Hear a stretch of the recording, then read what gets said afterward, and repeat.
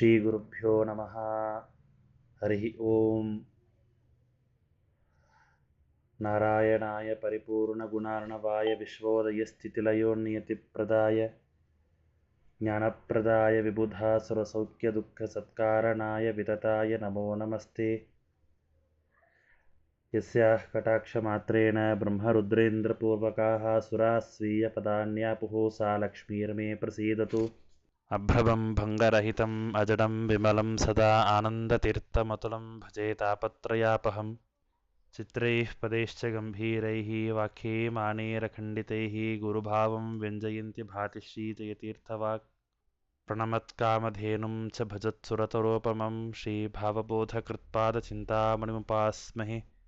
पूज्याय राघवेन्द्राय सत्यधर्मरताय च भजतां कल्पवृक्षाय नमतां कामधेनवे. सत्याभिघ्नकराब्जोत्थान् पञ्चाशत्वर्षपूजकान् सत्यप्रमोदतीर्थार्यान् नौमिन्यायसुधारतान् यैरहं शुकवत् सम्यक् शिक्षितोऽस्मि कृपालुभिः श्रीमत्सत्यात्मतीर्थार्यान् वन्दे विद्यागुरून् मम. आपादमौलिपर्यन्तं गुरूणामाकृतिं स्मरेत् तेन विघ्नाः प्रणश्यन्ति सिद्ध्यन्ति च मनोरथाः. हरिः ओम्. ಶ್ರೀ ಸತ್ಯಾತ್ಮತೀರ್ಥ ಗುರುಭ್ಯೋ ನಮಃ. ಹರಿ ಓಂ. 5ನೇ ಅಧ್ಯಾಯದ ಪ್ರಾರಂಭ. ಇತ್ತಂ ವಿಶ್ವೇಶ್ವರೇಸ್ಮಿನ್ ನಿಖಿಲ ಜಗದವಸ್ಥಾಪ್ಯ ಸೀತಾ ಸಹಾಯೇ ಭೂಮಿಷ್ಠೇ ಸರ್ವಲೋಕಾಸ್ತುತುಷುರನುದಿನಂ ವೃದ್ಧಭಕ್ತ್ಯಾ ನಿತಾಂತಂ. ರಾಜಾ ರಾಜ್ಯಾಭಿಷೇಕೆ ಪ್ರಕೃತಿಜನವಚೋ ಮಾನಯನ್ನಾತ್ಮನೋರ್ಥ್ಯಂ ದಧ್ರೇ ತನ್ಮಂಥರಾಯ ಶ್ರುತಿಪಥಮಗಬದ್ಭೂಮಿಗಾಯ ಅಲಕ್ಷ್ಮ್ಯಾಃ. ಹಿಂದಿನ ಸರ್ಗದಲ್ಲಿ ಅಧ್ಯಾಯದಲ್ಲಿ ಶ್ರೀರಾಮಚಂದ್ರದೇವರ ಸ್ವಯಂವರ ಹಾಗೂ ಸೀತಾರಾಮರ ವಿವಾಹ, ತದನಂತರದಲ್ಲಿ ಪರಶುರಾಮದೇವರ ರಾಮಚಂದ್ರದೇವರ ಪರಸ್ಪರವಾದಂತಹ ಭೇಟಿಯಾಗತ್ತೆ. ಶಾರಂಗಧನುಸ್ಸನ್ನು ಭಗವಂತ ರಾಮಚಂದ್ರದೇವರು ಶಾರಂಗಧನುಸ್ಸನ್ನು ಎದೆಯೇರಿಸುವ ಮೂಲಕವಾಗಿ ತಾನೂ ಕೂಡ ಸಾಕ್ಷಾತ್ ನಾರಾಯಣ ಅವತಾರ ಅನ್ನುವಂತಹ ಒಂದು ವಿಷಯವನ್ನು ತಾನು ಲೋಕಕ್ಕೆ ಸ್ಪಷ್ಟವಾಗಿ ಸ್ಥಾಪನೆ ಮಾಡಿ ಮುಂದೆ ಅಯೋಧ್ಯಕ್ಕೆ ತಾವೆಲ್ಲರೂ ಕೂಡ ಹೊರಟರು ಎನ್ನುವಂತಹ ವಿಚಾರವನ್ನು ತಿಳಿಸಿದರು. ಹೀಗೆ ಇತ್ತಂ ವಿಶ್ವೇಶ್ವರೇಸ್ಮಿನ್ ನಿಖಿಲ ಜಗತವ ಸ್ಥಾಪ್ಯ ಸೀತಾ ಸಹಾಯೇ. ಹೀಗೆ ವಿಶ್ವೇಶ್ವರ ಸರ್ವೇಶ್ವರನಾದಂತಹ ಈ ರಾಮಚಂದ್ರದೇವರು ಜಗದವಸ್ಥಾಪ್ಯ ಸೀತಾ ಸಹಾಯೇ, ಎಲ್ಲ ಜಗತ್ತನ್ನು ರಕ್ಷಣೆ ಮಾಡಿ ಸೀತಾದೇವಿ ಜೊತೆಗೆ ಭೂಮಿಯಲ್ಲಿ ಭೂಮಿಷ್ಠೇ ಸರ್ವಲೋಕ ಸ್ತುತುಷುರನುದಿನಂ, ಭೂಮಿಯಲ್ಲಿ ತಾನು ವಾಸ ಮಾಡಿದ್ದಾನೆ. ಅಲ್ಲಿರ್ತಕ್ಕಂತಹ ಎಲ್ಲ ಜನರಿಗೂ ಕೂಡ ವೃದ್ಧ ಭಕ್ತಿಯ ನಿತಾಂತಂ, ಎಲ್ಲ ಜನರಿಗೆ ವೃದ್ಧರಿಗೆ ಎಲ್ಲರಿಗೂ ಅನುದಿನಂ ಸಂತೋಷವನ್ನು ಕೊಡುವ ಮೂಲಕವಾಗಿ ಸೀತಾ ಸಮೇತನಾದಂತಹ ರಾಮಚಂದ್ರ ಅಲ್ಲಿರ್ತಕ್ಕಂತಹ ಆ ಎಲ್ಲ ಭೂಮಿಯಲ್ಲಿ ಇರ್ತಕ್ಕಂಥ ಎಲ್ಲ ಜನರಿಗೂ ಕೂಡ ಬಹಳ ಸಂತೋಷವಾಗತ್ತೆ. ರಾಮಚಂದ್ರ ದೇವರ ಜೊತೆಗೆ ವಾಸ ಮಾಡುವಂತಹ ಆ ಕಾಲದಲ್ಲಿ ಇರ್ತಕ್ಕಂಥ ಎಲ್ಲ ಜನರಿಗೂ ಕೂಡ ಬಹಳ ಸಂತೋಷವಾಗತ್ತೆ. ಇದನ್ನು ನೋಡಿದಾಗ ದಶರಥ ರಾಜನಿಗೆ ಅನಿಸುತ್ತೆ, ರಾಜ ರಾಜ್ಯಾಭಿಷೇಕೆ ಪ್ರಕೃತಿ ಜನಪಚೋ ಮಾನಯನ್ನಾತ್ಮನೋರ್ಥ್ಯಂ. ರಾಜನಾದಂತಹ ದಶರಥ ರಾಜನಿಗೆ ಅನಿಸುತ್ತೆ, ನನ್ನ ಮಗನಾದಂತಹ ಈ ಯಾವ ರಾಮಚಂದ್ರ ಇದ್ದಾನೆ ಇವನಿಗೆ ಪಟ್ಟಾಭಿಷೇಕವನ್ನು ಮಾಡಬೇಕು ಅಂಥೇಳಿ ವಿಚಾರ ಮಾಡಿ ತಾನೇನು ಮಾಡ್ತಾನೆ ಅಂತಂದರೆ ತನ್ನ ಮಂತ್ರಿಗಳ ಪ್ರಕೃತಿ ಜನೈಹಿ ಮಂತ್ರಿಪುರುಷೈಹಿ ಎಲ್ಲ ಮಂತ್ರಿಗಳಿಂದ ಕೂಡಿಕೊಂಡು ಆಲೋಚನೆ ಮಾಡಿ ರಾಮದೇವರ ಈ ರಾಜ್ಯಾಭಿಷೇಕ ಪಟ್ಟಾಭಿಷೇಕ ವಿಷಯದಲ್ಲಿ ನಿರ್ಧಾರವನ್ನು ತೆಗೆದುಕೊಳ್ತಾನೆ. ದಧ್ರೇ ತನ್ಮಂಥರಾಯ ಶ್ರುತಿಪಥಮಗಮದ್ ಭೂಮಿಗಾಯ ಅಲಕ್ಷ್ಮ್ಯಾಃ.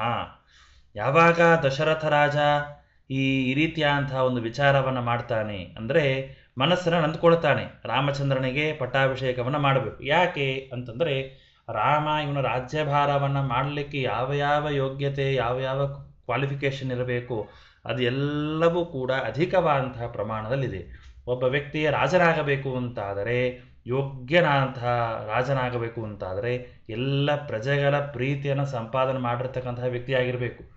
ಅವನು ರಾಜನಾಗಬೇಕು ಅಂತಾದರೆ ಆ ರಾಜ ಇರ್ತಕ್ಕಂತಹ ಸ್ಥಳದಲ್ಲಿ ಎಲ್ಲ ಕಾಲೋಚಿತವಾದಂತಹ ಎಲ್ಲ ಧವಿಸ ಧಾನ್ಯಗಳು, ಎಲ್ಲ ತರಹದ ಮಳೆ, ವಾತಾವರಣ, ಬಿಸಿಲು ಆಯಾ ಕಾಲಕ್ಕೆ ಆಗಬೇಕಂತ ಎಲ್ಲ ಪ್ರಕೃತಿಯ ಕಾರ್ಯವು ಕೂಡ ಯಥಾಯೋಗ್ಯವಾಗಿ ಆಗಬೇಕು. ವಿಪರೀತವಾಗಿ ಆಗ್ತಾ ಇದೆ ಅಂತಂದರೆ ಆ ದೇಶದಲ್ಲಿ ರಾಜ ಸರಿ ಇಲ್ಲ ಅಂತ ಅರ್ಥ. ಮಳೆ ಬರುವಂತಹ ಸಮಯದಲ್ಲಿ ಕೆಟ್ಟ ಬಿಸಿಲು ಬಂತು ಅಂತಾದರೆ, ಅಥವಾ ಬಿಸಿಲು ಬರುವಂತಹ ಸಮಯದಲ್ಲಿ ಹುಚ್ಚು ಗಾಳಿ ಬಂತು ಅಂತಾದರೆ, ಇದೆಲ್ಲವೂ ಕೂಡ ಪ್ರಕೃತಿಯ ವೈಚಿತ್ರ್ಯ. ಇದಕ್ಕೆ ಕಾರಣ ಆ ರಾಜ. ಹೀಗೆ ಈ ನಮ್ಮ ರಾಮ ಇರ್ತಕ್ಕಂತಹ ಸ್ಥಳದಲ್ಲಿ ಎಲ್ಲ ಜನರಿಗೂ ಕೂಡ ಬಹಳ ಸಂತೋಷ. ಎಷ್ಟು ಅಂತಂದರೆ ಭೂಮಿಷ್ಟೇ ಸರ್ವಲೋಕ ಸ್ತುತು ಶರಣುದಿನಂ ವೃದ್ಧ ಭಕ್ತಿಯ ನಿತಾಂತಂ. ವೃದ್ಧರಾದ ಭಕ್ತ ಮಹಾಜನಗಳಿಗೆ ಬಹಳ ಸಂತೋಷವಾಗುತ್ತೆ. ಹೀಗಾಗಿ ದಶರಥ ಆಲೋಚನೆ ಮಾಡ್ತಾನೆ, ಮುಂದಿನ ಈ ರಾಜ್ಯಕ್ಕೆ ರಾಮ ಸರಿಯಾದ ವ್ಯಕ್ತಿ ಅಂತ ಹೇಳಿ ಅವನು ಮನಸ್ಸಿನಲ್ಲಿ ಆಲೋಚನೆ ಮಾಡ್ತಾ ಎಲ್ಲ ಪ್ರಕೃತಿ ಜನ ಅಂತಂದರೆ ಪ್ರಕೃತಿ ಜನೈಹಿ ಅಂತಂದ್ರೆ ಮಂತ್ರ ಪೂರುಷೈಹಿ ಅಂತ ಹೇಳ್ತಾರೆ. ಉಕ್ತಂ ವಚಃ ಅವರು ಹೇಳಿರ್ತಕ್ಕಂತಹ ಮತ್ತು ಇವನ ಅಭಿಪ್ರಾಯ ಎಲ್ಲವನ್ನೂ ಕೂಡ ಮನಸ್ಸಿನಲ್ಲಿ ಇಟ್ಟುಕೊಂಡು ತಾನು ವಿಚಾರ ಮಾಡ್ತಾ ಇರ್ತಾನೆ. ತದ್ವಚ ಭೂಮಿಗಾಯಾಹ ಭುವಂ ಪ್ರಾಪ್ತ್ಯಾಹ. ಈ ವಿಚಾರ ಆ ಯಾವ ಮಂಥರೆಗೆ ತಿಳಿದು ಬರುತ್ತೆ. ಮಂಥರ ಯಾರು ಅಂತಂದರೆ ದದ್ರೆ ತನ್ಮಂಥರಾಯ ಶ್ರುತಿಪಥ ಮಗಬದ್ ಭೂಮಿಗಾಯ ಅಲಕ್ಷ್ಮ್ಯಾಹ. ಇವಳು ಏನು ಮಾಡ್ತಾಳೆ ಅಂತಂದರೆ ಈ ಭೂಮಿಯಲ್ಲಿ ಹುಟ್ಟಿರ್ತಕ್ಕಂಥ ಅಲಕ್ಷ್ಮಿ ಅಂತ ಹೇಳ್ತಾರೆ. ಅಲಕ್ಷ್ಮ್ಯಾಹ ಪೂರ್ವಜನ್ಮನಿ. ಅವಳು ಮಂಥರೆ ಯಾರು? ಅಲಕ್ಷ್ಮಿ ಅಂತ ಹೇಳ್ತಾ ಇದ್ದಾರೆ. ಅಲಕ್ಷ್ಮಿ ಯಾಕೆ ಅವಳು ಅಂತಂದರೆ ದಾರಿದ್ರ್ಯಕ್ಕೆ ಅಭಿಮಾನಿ ಆದಳು ಅವಳು.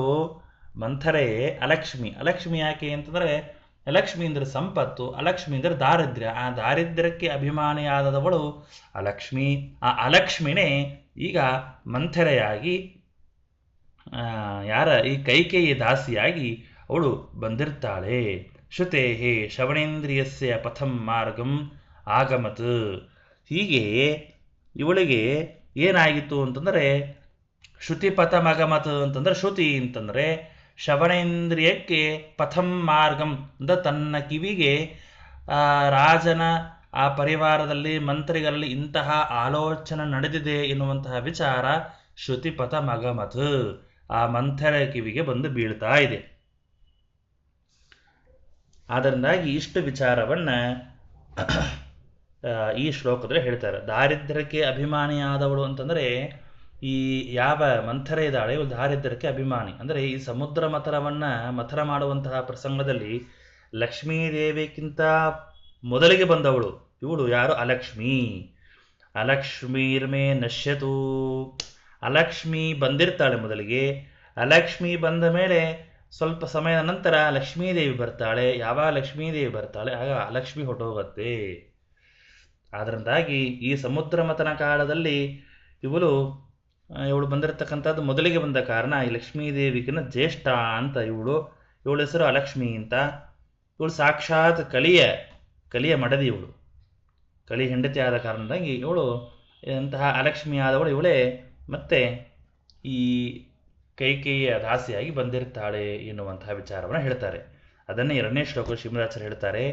ಪೂರ್ವಂ ಕ್ಷೀರಾಬ್ಧಿಜಾತ ಕಥಮಪಿ ತಪಸೈ ಅಪ್ಸರಸ್ತ್ವಂ ಪ್ರಯಾತ ತಾಂ ನೇತುಂ ತತ್ತಮೋಂದಂ ಕಮಲಜನಿರುವಾಚಾಶುರಾಮಾಭಿಷೇಕಂ ಭೂತ್ವಾ ದಾಸೀ ವಿಲುಂಪಸ್ವಗತಿಮಪಿ ತತಃ ಕರ್ಮಣಾ ಪ್ರಾಪ್ಸಸೇ ತ್ವಂ ಸೇತ್ಯುಕ್ತಾ ಮಂತರಾಸೀತ್ ತದನುಕೃತವತ್ಯೇವ ಚೈತತ್ ಕುಕರ್ಮ.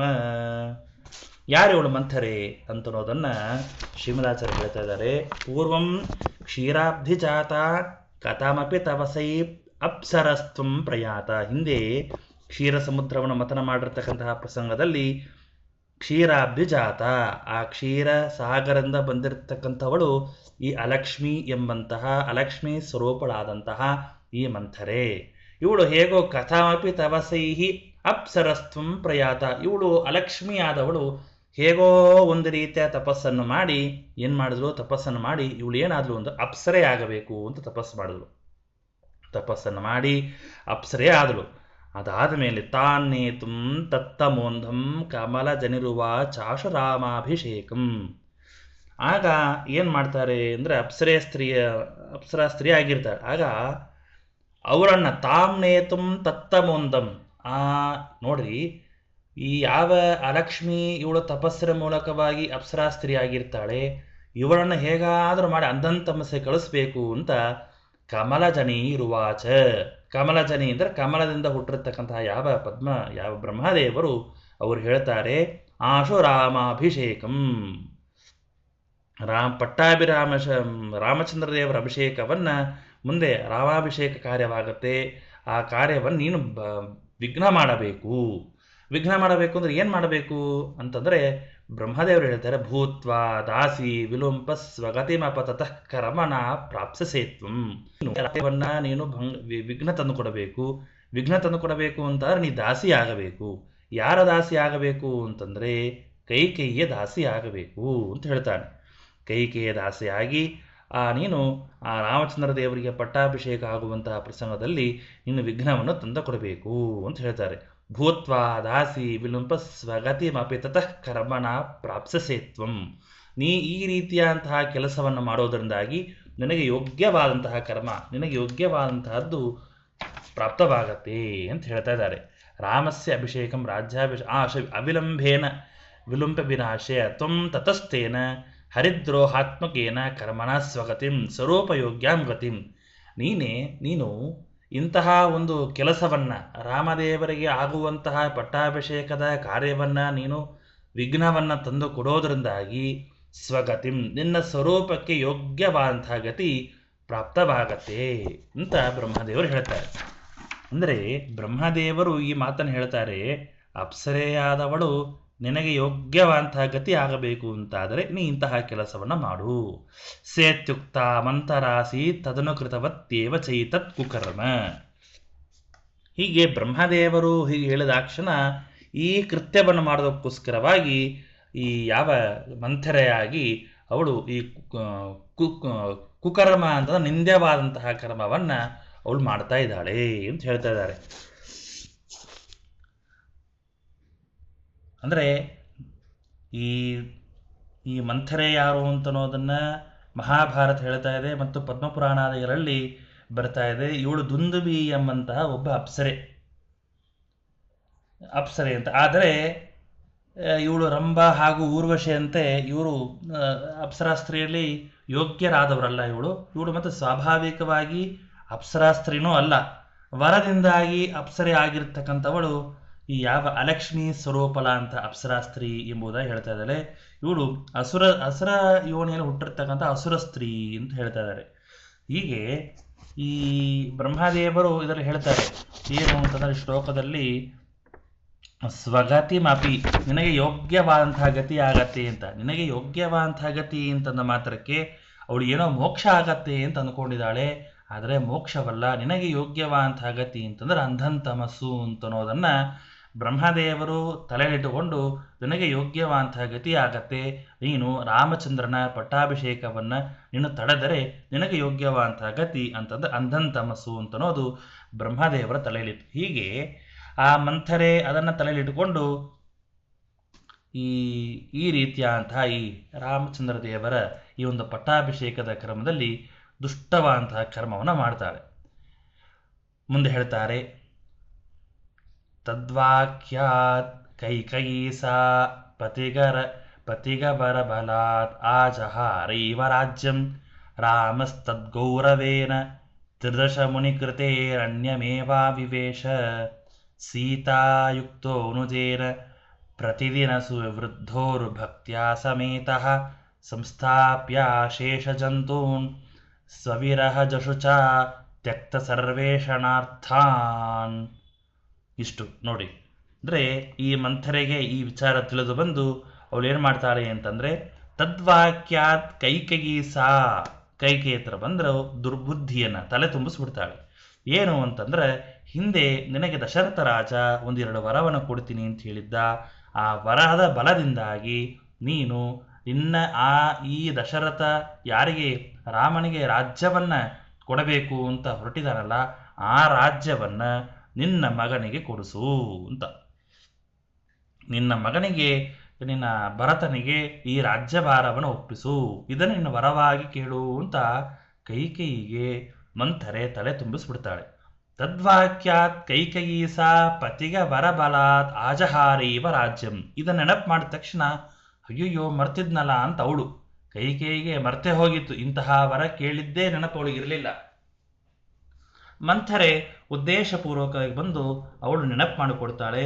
ಹಿಂದೆ ವರ ಕೊಡ್ತೀನಿ ಅಂತ ಹೇಳಿದ್ದನಲ್ಲ ದಶರಥ ರಾಜ, ಆ ವರವನ್ನು ಕೇಳಿ ಏನು ವರ ಕೇಳು ಅಂತಂದ್ರೆ ರಾಜ್ಯವನ್ನ ನನ್ನ ಮಗನಿಗೆ ಕೊಡು ಅಂತ ಕೇಳು ಅಂತ ಕೈಕೇಯಿಗೆ ಮಂಥರೆ ಹೇಳ್ಬಿಡ್ತಾನೆ. ಇಷ್ಟು ಹೇಳಿದಾಕ್ಷಣ ಬಲಾತ್ಕಾರವಾಗಿ ಆ ರಾಮನಿಗೆ ಕೊಡಬೇಕಂತಹ ರಾಜ್ಯವನ್ನ ಬಲಾತ್ಕಾರವಾಗಿ ಯಾರು ಕೈಕೇಯಿ ಕಸಿದುಕೊಂಡು ಬಿಡ್ತಾಳೆ. ರಾಮಸ್ತದ್ಗೌರವೇನ ತ್ರಿದಶ ಮುನಿಕೃತೆ ಅನ್ಯಮೇವಾವಿವೇಶ. ರಾಮಚಂದ್ರ ದೇವರು ಏನು ಮಾತಾಡೋದಿಲ್ಲ. ಗೌರವೇನ ಬಹಳ ಗೌರವದಿಂದಾಗಿ ರಾಮಚಂದ್ರ ದೇವರು ಏನು ಮಾಡ್ತಾರೆ ಅಂತಂದ್ರೆ ಬುದ್ಧಿಯಿಂದ ತನ್ನ ತಂದೆ ತಾಯಿಗಳ ಮೇಲೆ ವಿಶೇಷವಾದಂತಹ ಗೌರವ, ಅದರ ಜೊತೆಗೆ ತ್ರಿದಶ ಮುನಿಕೃತೆ ಅನ್ಯಮೇವಾವಿವೇಶ. ಬುದ್ಧಿಯಿಂದ ತ್ರಿದಶ ಮುನಿ ಅಂತಂದ್ರೆ ದೇವತೆಗಳು ಹಾಗೂ ಯಾವ ಋಷಿಗಳು ಅವರೆಲ್ಲರ ಒಂದು ಕಾರ್ಯಕ್ಕೋಸ್ಕರವಾಗಿ ಅರಣ್ಯಮೇವಾವಿವೇಶ. ಅವನು ರಾಮಚಂದ್ರ ದೇವರು ಈ ಅರಣ್ಯಕ್ಕೆ ಹೋಗಬೇಕು ಅಂತ ತಾನು ನಿರ್ಧಾರ ತಗೊಂಡ. ಮೊದಲನೇದು ರಾಮದೇವರ ಪ್ರಧಾನವಾದಂತಹ ಕಾರ್ಯ ಈ ಭೂಭಾರ ಹರಣ. ಅಷ್ಟೇ ಅಲ್ಲ, ಎಲ್ಲ ದೇವತೆಗಳ ಪ್ರಾರ್ಥನೆ. ಆ ಒಂದು ಕಾರಣಕ್ಕೋಸ್ಕರವಾಗಿ ರಾಮಚಂದ್ರ ದೇವರು ಅವತಾರ ಮಾಡಿದ್ದು. ಅದಕ್ಕೋಸ್ಕರವಾಗಿ ಈ ಅರಣ್ಯಕ್ಕೆ ಹೋಗುವಂತಹ ಉದ್ದೇಶ ರಾಮದೇವರ ಸಂಕಲ್ಪನೆ. ರಾಮದೇವರ ಸಂಕಲ್ಪ ಏನಿತ್ತು, ಎಲ್ಲ ಅವರ ಋಷಿಗಳು ದೇವತೆಗಳು ಅವರು ಭೂಭಾರ ಹರಣ ಮಾಡೋಕ್ಕೋಸ್ಕರವಾಗಿ ರಾಮದೇವರನ್ನು ಕರೆಸ್ಕೊಂಡಿದ್ದು. ಅದೊಂದು ನೆಪ ಬೇಕಾಗಿತ್ತು. ಹೀಗಾಗಿ ಆ ನಿಮಿತ್ತ ಮಾತ್ರ ಏನು ಕೈಕೇಯಿ ರಾಮಚಂದ್ರ ದೇವರು ಅರಣ್ಯಕ್ಕೆ ಹೋಗಲಿಕ್ಕೆ ಕೈಕೇಯಿ ಕೇವಲ ನಿಮಿತ್ತ ಮಾತ್ರ ಹೊರತಾಗಿ ಇಲ್ಲಿ ದೇವರದೇ ಆದಂತಹ ಸಂಪೂರ್ಣವಾದಂತಹ ಸಂಕಲ್ಪನೆ ಹೀಗಿದೆ. ರಾಮಸ್ತದ್ಗೌರವೇನ ತ್ರಿದಶ ಮುನಿಕೃತೆ ಅರಣ್ಯಮೇವಾವಿವೇಶ ಸೀತಾಯುಕ್ತೋನುಜೇನ ಪ್ರತಿದಿನ ಸುವೃದ್ಧೋರು ಭಕ್ತ್ಯ ಸಮೇತ. ತಾನು ಏನು ಮಾಡ್ತಾನೆ ಅಂತ ವನವಾಸಕ್ಕೆ ಹೊರಟಿದ್ದಾನೆ ಸೀತಾದೇವಿ ಜೊತೆಗೆ ಮತ್ತು ತನ್ನ ಅನುಜನಾದಂತಹ ಲಕ್ಷ್ಮಣ ಜೊತೆಗೆ. ತಾನು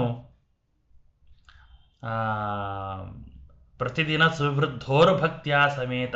ನೋಡ್ರಿ, ಆ ಲಕ್ಷ್ಮಣನಿಗೆ ಒಂದು ಒಂದು ವಿಶೇಷಣವನ್ನು ಕೊಡ್ತಾರೆ. ಲಕ್ಷ್ಮಣ ಅಂದ್ರೆ ಹೇಗೆ ಅಂದರೆ ಪ್ರತಿದಿನ ಸುವಿವೃದ್ಧೋರು ಭಕ್ತ್ಯ, ಪ್ರತಿದಿನದಲ್ಲಿಯೂ ಕೂಡ ಹೆಚ್ಚೆಚ್ಚು ಭಕ್ತಿ ಮಾಡುವಂತಹ ಸುವಿವೃದ್ಧ ಅಂತ ಇರ್ತಾರೆ. ಇವತ್ತು ಮಾಡುವಂತಹ ಭಕ್ತಿಗಿಂತ ನಾಳೆ ಮತ್ತೆ ಲಕ್ಷ್ಮಣ ಅಷ್ಟೇ ಭಕ್ತಿ ಮಾಡೋದು, ಇನ್ನೂ ಸ್ವಲ್ಪ ಅಧಿಕವಾದಂತಹ ಭಕ್ತಿ, ಮತ್ತೆ ನಾಡಿದ್ದು ಅದಕ್ಕಿಂತ ಹೆಚ್ಚು ಭಕ್ತಿ. ಅಂದ್ರೆ ದಿನ ದಿನ ಆಗ್ತಾ ಆಗ್ತಾ ದೇವರ ಮೇಲೆ ಲಕ್ಷ್ಮಣಿಗೆ ಹೆಚ್ಚು ಭಕ್ತಿ ಆಗತ್ತೆ ಅಂತ ಅನ್ನೋದನ್ನ ಶ್ರೀಮದಾಚಾರ್ಯ ತೋರಿಸ್ಕೊಡ್ತಾ ಇದ್ದಾರೆ. ಅಂದ್ರೆ ಪ್ರತಿದಿನ ಸುವಿವೃದ್ಧೋರು ಭಕ್ತಿಯ ಸಮೇತ, ಪ್ರತಿದಿನಲ್ಲಿಯೂ ಕೂಡ ನನ್ನ ಮೇಲೆ ಹೆಚ್ಚು ಭಕ್ತಿಯನ್ನು ಮಾಡುವಂತಹ ಅನುಜನಾದ ಲಕ್ಷ್ಮಣ ಹಾಗೂ ಮಡದಿಯಾದ ಸೀತಾ ಜೊತೆಗೆ ತಾನು ವನವಾಸಕ್ಕೆ ಹೊರಟ. ಸಂಸ್ಥಾಪ್ಯ ಶೇಷು ಜಂತೂನ್ ಸ್ವವಿರಹಜುಷ ತ್ಯಕ್ತ ಸರ್ವೇಶನಾರ್ಥಾನ್. ತನ್ನ ವಿಯೋಗದಿಂದಾಗಿ ಎಲ್ಲರೂ ಕೂಡ ರಾಮಚಂದ್ರ ದೇವರ ವಿಯೋಗದಿಂದಾಗಿ ದುಃಖದಿಂದಾಗಿ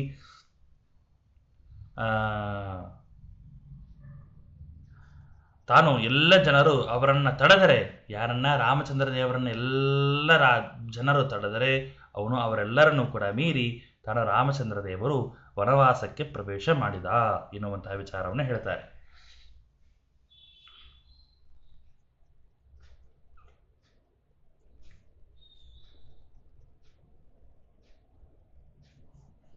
ಅಂದರೆ ಈ ಕೈಕೇಯಿ ಯಾಕೆ ಇಂತಹ ಕೆಲಸ ಮಾಡಿದಳು ಅಂತಂದರೆ, ಕೈಕೇಯಿಗೆ ಒಂದು ಮುನಿಗಳ ಶಾಪ ಇರುತ್ತೆ. ಕೈಕೇಯಿಗೆ ಚಿಕ್ಕವಳಿದ್ದಾಗ ತಾನು ಒಬ್ಬ ಋಷಿಗಳ ಮುಖಕ್ಕೆ ಮಸಿ ಬಡಿದು ಆಟ ಆಡ್ತಾ ಇರ್ತಾಳೆ.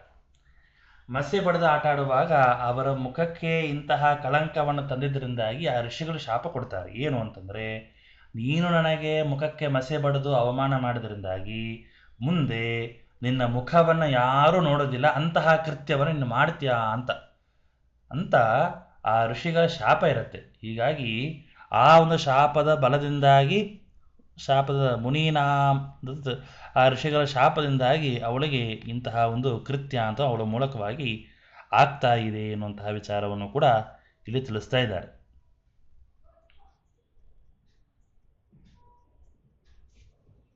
ಮುಂದೆ ವೃಕ್ಷಾನ್ ಪಕ್ಷೀಭ ಕೀಟಾನ್ ಪಿತರ ಮದ ಸಖೀನ್ ಮಾತೃಪೂರ್ವಾನ್ ವಿಸೃಜ್ಯ ಪ್ರೋತ್ಥಾಂ ಗಂಗಾಂ ಸ್ವಪಾದಾಧರ ಇವ ಚ ಗುಹೇ ನಾರ್ಚಿತ ಸೋತತೀರ್ತ್ವ ದೇವಾರ್ಚಸ್ಯಾಪಿ ಪುತ್ರ ದೃಶಿಗಣ ಸಹಿತಾತ್ ಪ್ರಾಪ್ಯ ಪೂಜಾಂ ಪ್ರಯಾತಃ ಶೈಲೇಶಂ ಚಿತ್ರಕೂಟಂ ಕತಿಪಯ ದಿವಸಾನ್ಯತ್ರ ಮೋದನ್ನುವಾಸ.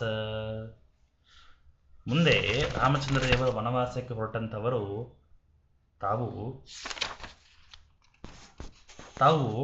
ಏನ್ ಮಾಡ್ತಾರೆ ವನವಾಸಕ್ಕೆ ಹೊರಟಾಗ ಅಂದ್ರೆ ವೃಕ್ಷಾನ್ ಪಕ್ಷೀಭ ಕೀಟಾನ್ ಪಿತರ ಮತಸಖೀನ್ ಮಾತೃಪೂರ್ವಾನ್ ಸೃಜ್ಯ.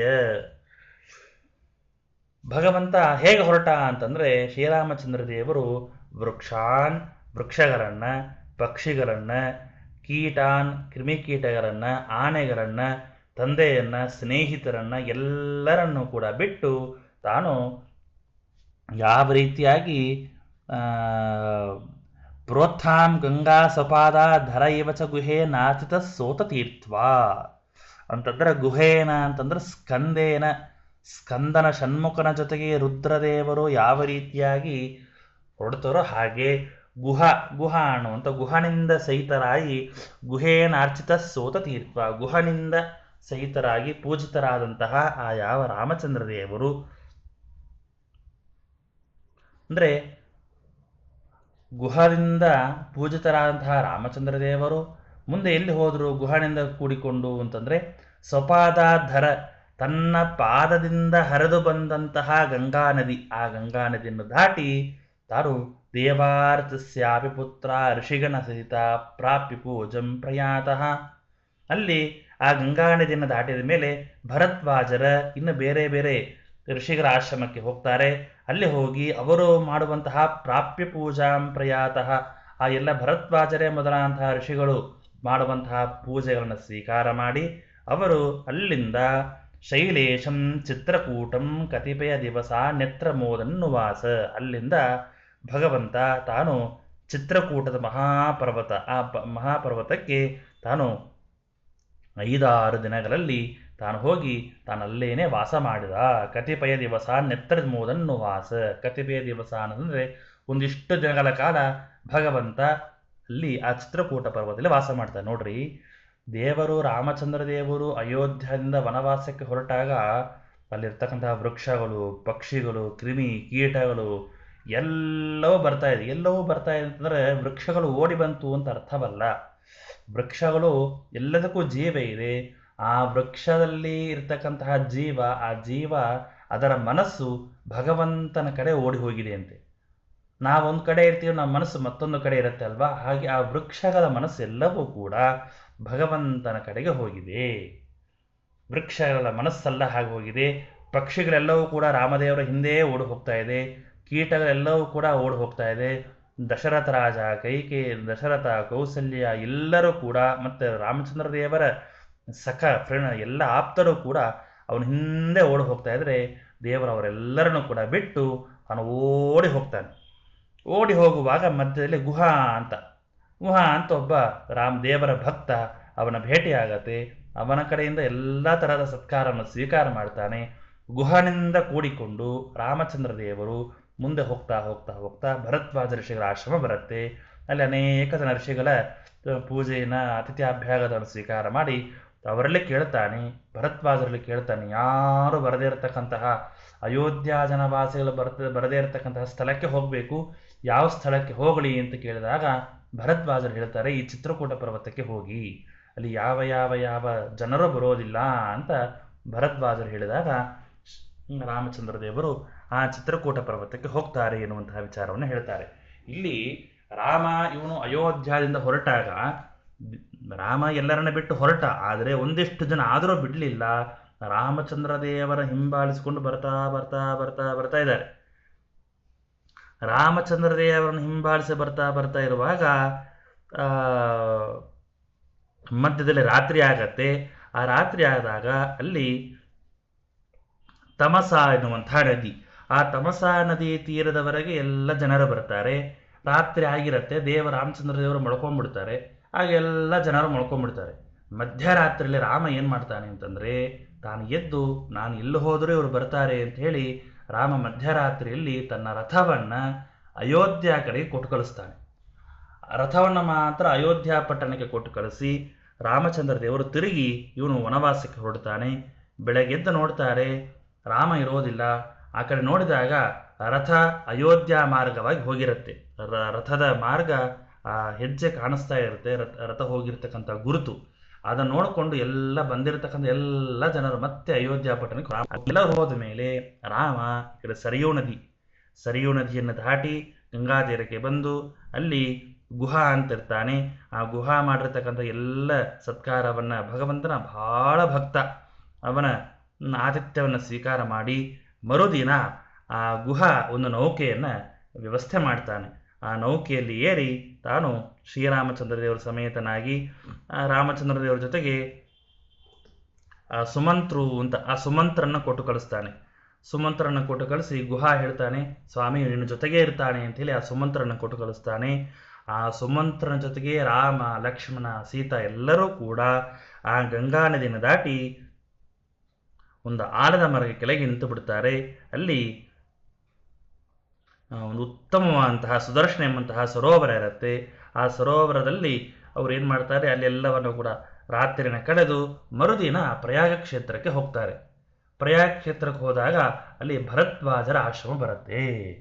ಅದನ್ನೇ ಹೇಳ್ತಾರೆ, ದೇವಾರ್ತಸ್ಯಾಪಿ ಪುತ್ರ ಋಷಿಗಣ ಸೀತಾ ಪ್ರಾಪ್ಯ ಪೂಜಂ ಪ್ರಯಾತಃ ಶೈಲೇಶಂ ಚಿತ್ರಕೂಟಂ ಕತಿಪಯ ದಿವಸ ನೆತ್ರಮೋದನ್ನುವಾಸ.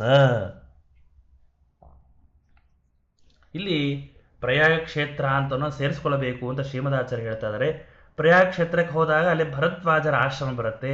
ಅವರನ್ನು ನೋಡಿ ಅವರು ಕೊಡುವಂತಹ ಎಲ್ಲ ಸತ್ಕಾರಗಳನ್ನ ಸ್ವೀಕಾರ ಮಾಡಿ ಭಗವಂತ ರಾಮಚಂದ್ರ ದೇವರು ಹೇಳ್ತಾರೆ, ಋಷಿಗಳೇ, ನಾನು ಎಲ್ಲಿ ಹೋದರೂ ನಮ್ಮ ಊರು ಜನ ಬರ್ತಾರೆ, ಯಾರು ಬರದೇ ಇರತಕ್ಕಂತಹ ಸ್ಥಳವನ್ನು ನೀವು ನನಗೆ ಹೇಳಬೇಕು ಅಂತ ಹೇಳಿದಾಗ ಭರದ್ವಾಜ ಋಷಿಗಳು ಚಿತ್ರಕೂಟ ಪರ್ವತವನ್ನು ತೋರಿಸ್ತಾರೆ ಎನ್ನುವಂತಹ ವಿಚಾರವನ್ನು ಹೇಳ್ತಾ ಮುಂದಿನ ಶ್ಲೋಕದಲ್ಲಿ ಶ್ರೀಮದಾಚಾರ್ಯ ಹೇಳ್ತಾರೆ, ಏತಸ್ಮಿನ್ನೇವ ಕಾಲೇ ದಶರಥ ನೃಪತಿ ಸ್ವರ್ಗತೋ ಭೂದ್ವಿಯೋಗಾತ್ ರಾಮಸ್ಸೀವಾತ ಪುತ್ರೌ ವಿಧಿಸುತ ಸಹಿತೌ ಮಂತ್ರಭಿಃ ಕೇಕಯೇಭ್ಯಃ ಆನೀತೋ ತಸ್ಯ ಕೃತ್ವಾ ಶ್ರುತಿಗಣ ವಿಹಿತ ಪ್ರೇತ ಕಾರ್ಯಾಣಿ ಸದ್ಯಃ ಶೋಚಂತೋ ರಾಮ ಮಾರ್ಗಂ ಪುರಜನ ಸಹಿತೋ ಜಗ್ಮತುರ್ಮಾತೃಭಿಶ್ಚ.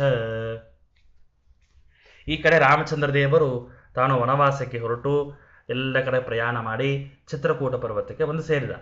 ಈ ಸಮಯದಲ್ಲೇ ಮಗನ ವಿಯೋಗ ಏತಸ್ಮಿನ್ ಏವ ಕಾಲೇ ದಶರಥ ನೃಪತಿ ಸ್ವರ್ಗತೋ ಭೂದ್ವಿಯೋಗಾತ್ ರಾಮಸ್ಸೀವಾತ ಪುತ್ರೋ ವಿಧಿಸುತ ಸಹಿತೋ ಮಂತ್ರಭಿಃ ಕೇಕಯೇಭ್ಯಃ. ರಾಮದೇವರು ನನ್ನ ಮಗನ ಅಂತಹ ಪ್ರೀತಿಯ ಮಗನ ಅಂತಹ ರಾಮ ಇಲ್ಲದೇ ಇರುವ ವಿಯೋಗದಿಂದಾಗಿ ದಶರಥ ರಾಜ ಅದನ್ನೇ ರಾಮ ನೆನೆಸಿ ತಾನು ಮರಣವನ್ನು ಹೊಂದಿಬಿಡ್ತಾನೆ.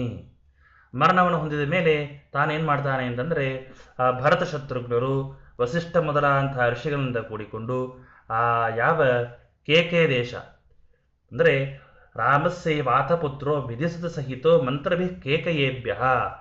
ವಿಧಿಸುತ ಸಹಿತೋ ಅಂತಂದರೆ ಯಾರು ಒಂದು ವಿಧಿಸುತೇನ ವಸಿಷ್ಠೇನ ಸಹಿತೋ, ವಿಧಿ ಅಂತ ಶಬ್ದಕ್ಕೆ ವಸಿಷ್ಠರು ಅಂತ ಅರ್ಥ ಅಂತೆ. ಸುತ ಅಂತಂದರೆ ಸುತ ಸಹಿತೋ ಅಂತಂದರೆ ಭರತ ಶತ್ರುಘ್ನರು, ಇವರೆಲ್ಲರೂ ಕೂಡ ಮಂತ್ರಿಗಳು, ವಸಿಷ್ಠರು, ಭರತ ಶತ್ರುಘ್ನ ಎಲ್ಲರೂ ಕೂಡ ಸೇರಿಕೊಂಡು ಕೇಕಯೇಭ್ಯ ಅಂತಂದರೆ ಆ ಕೇಕೆಯ ದೇಶದಿಂದಾಗಿ ಅಯೋಧ್ಯೆಗೆ ಆ ದಶರಥರಾದಂತಂದು ಎಲ್ಲ ತರಹದ ಔರ್ಧ್ವದೈಹಿಕ ಕರ್ಮಗಳನ್ನು ಮಾಡ್ತಾರೆ.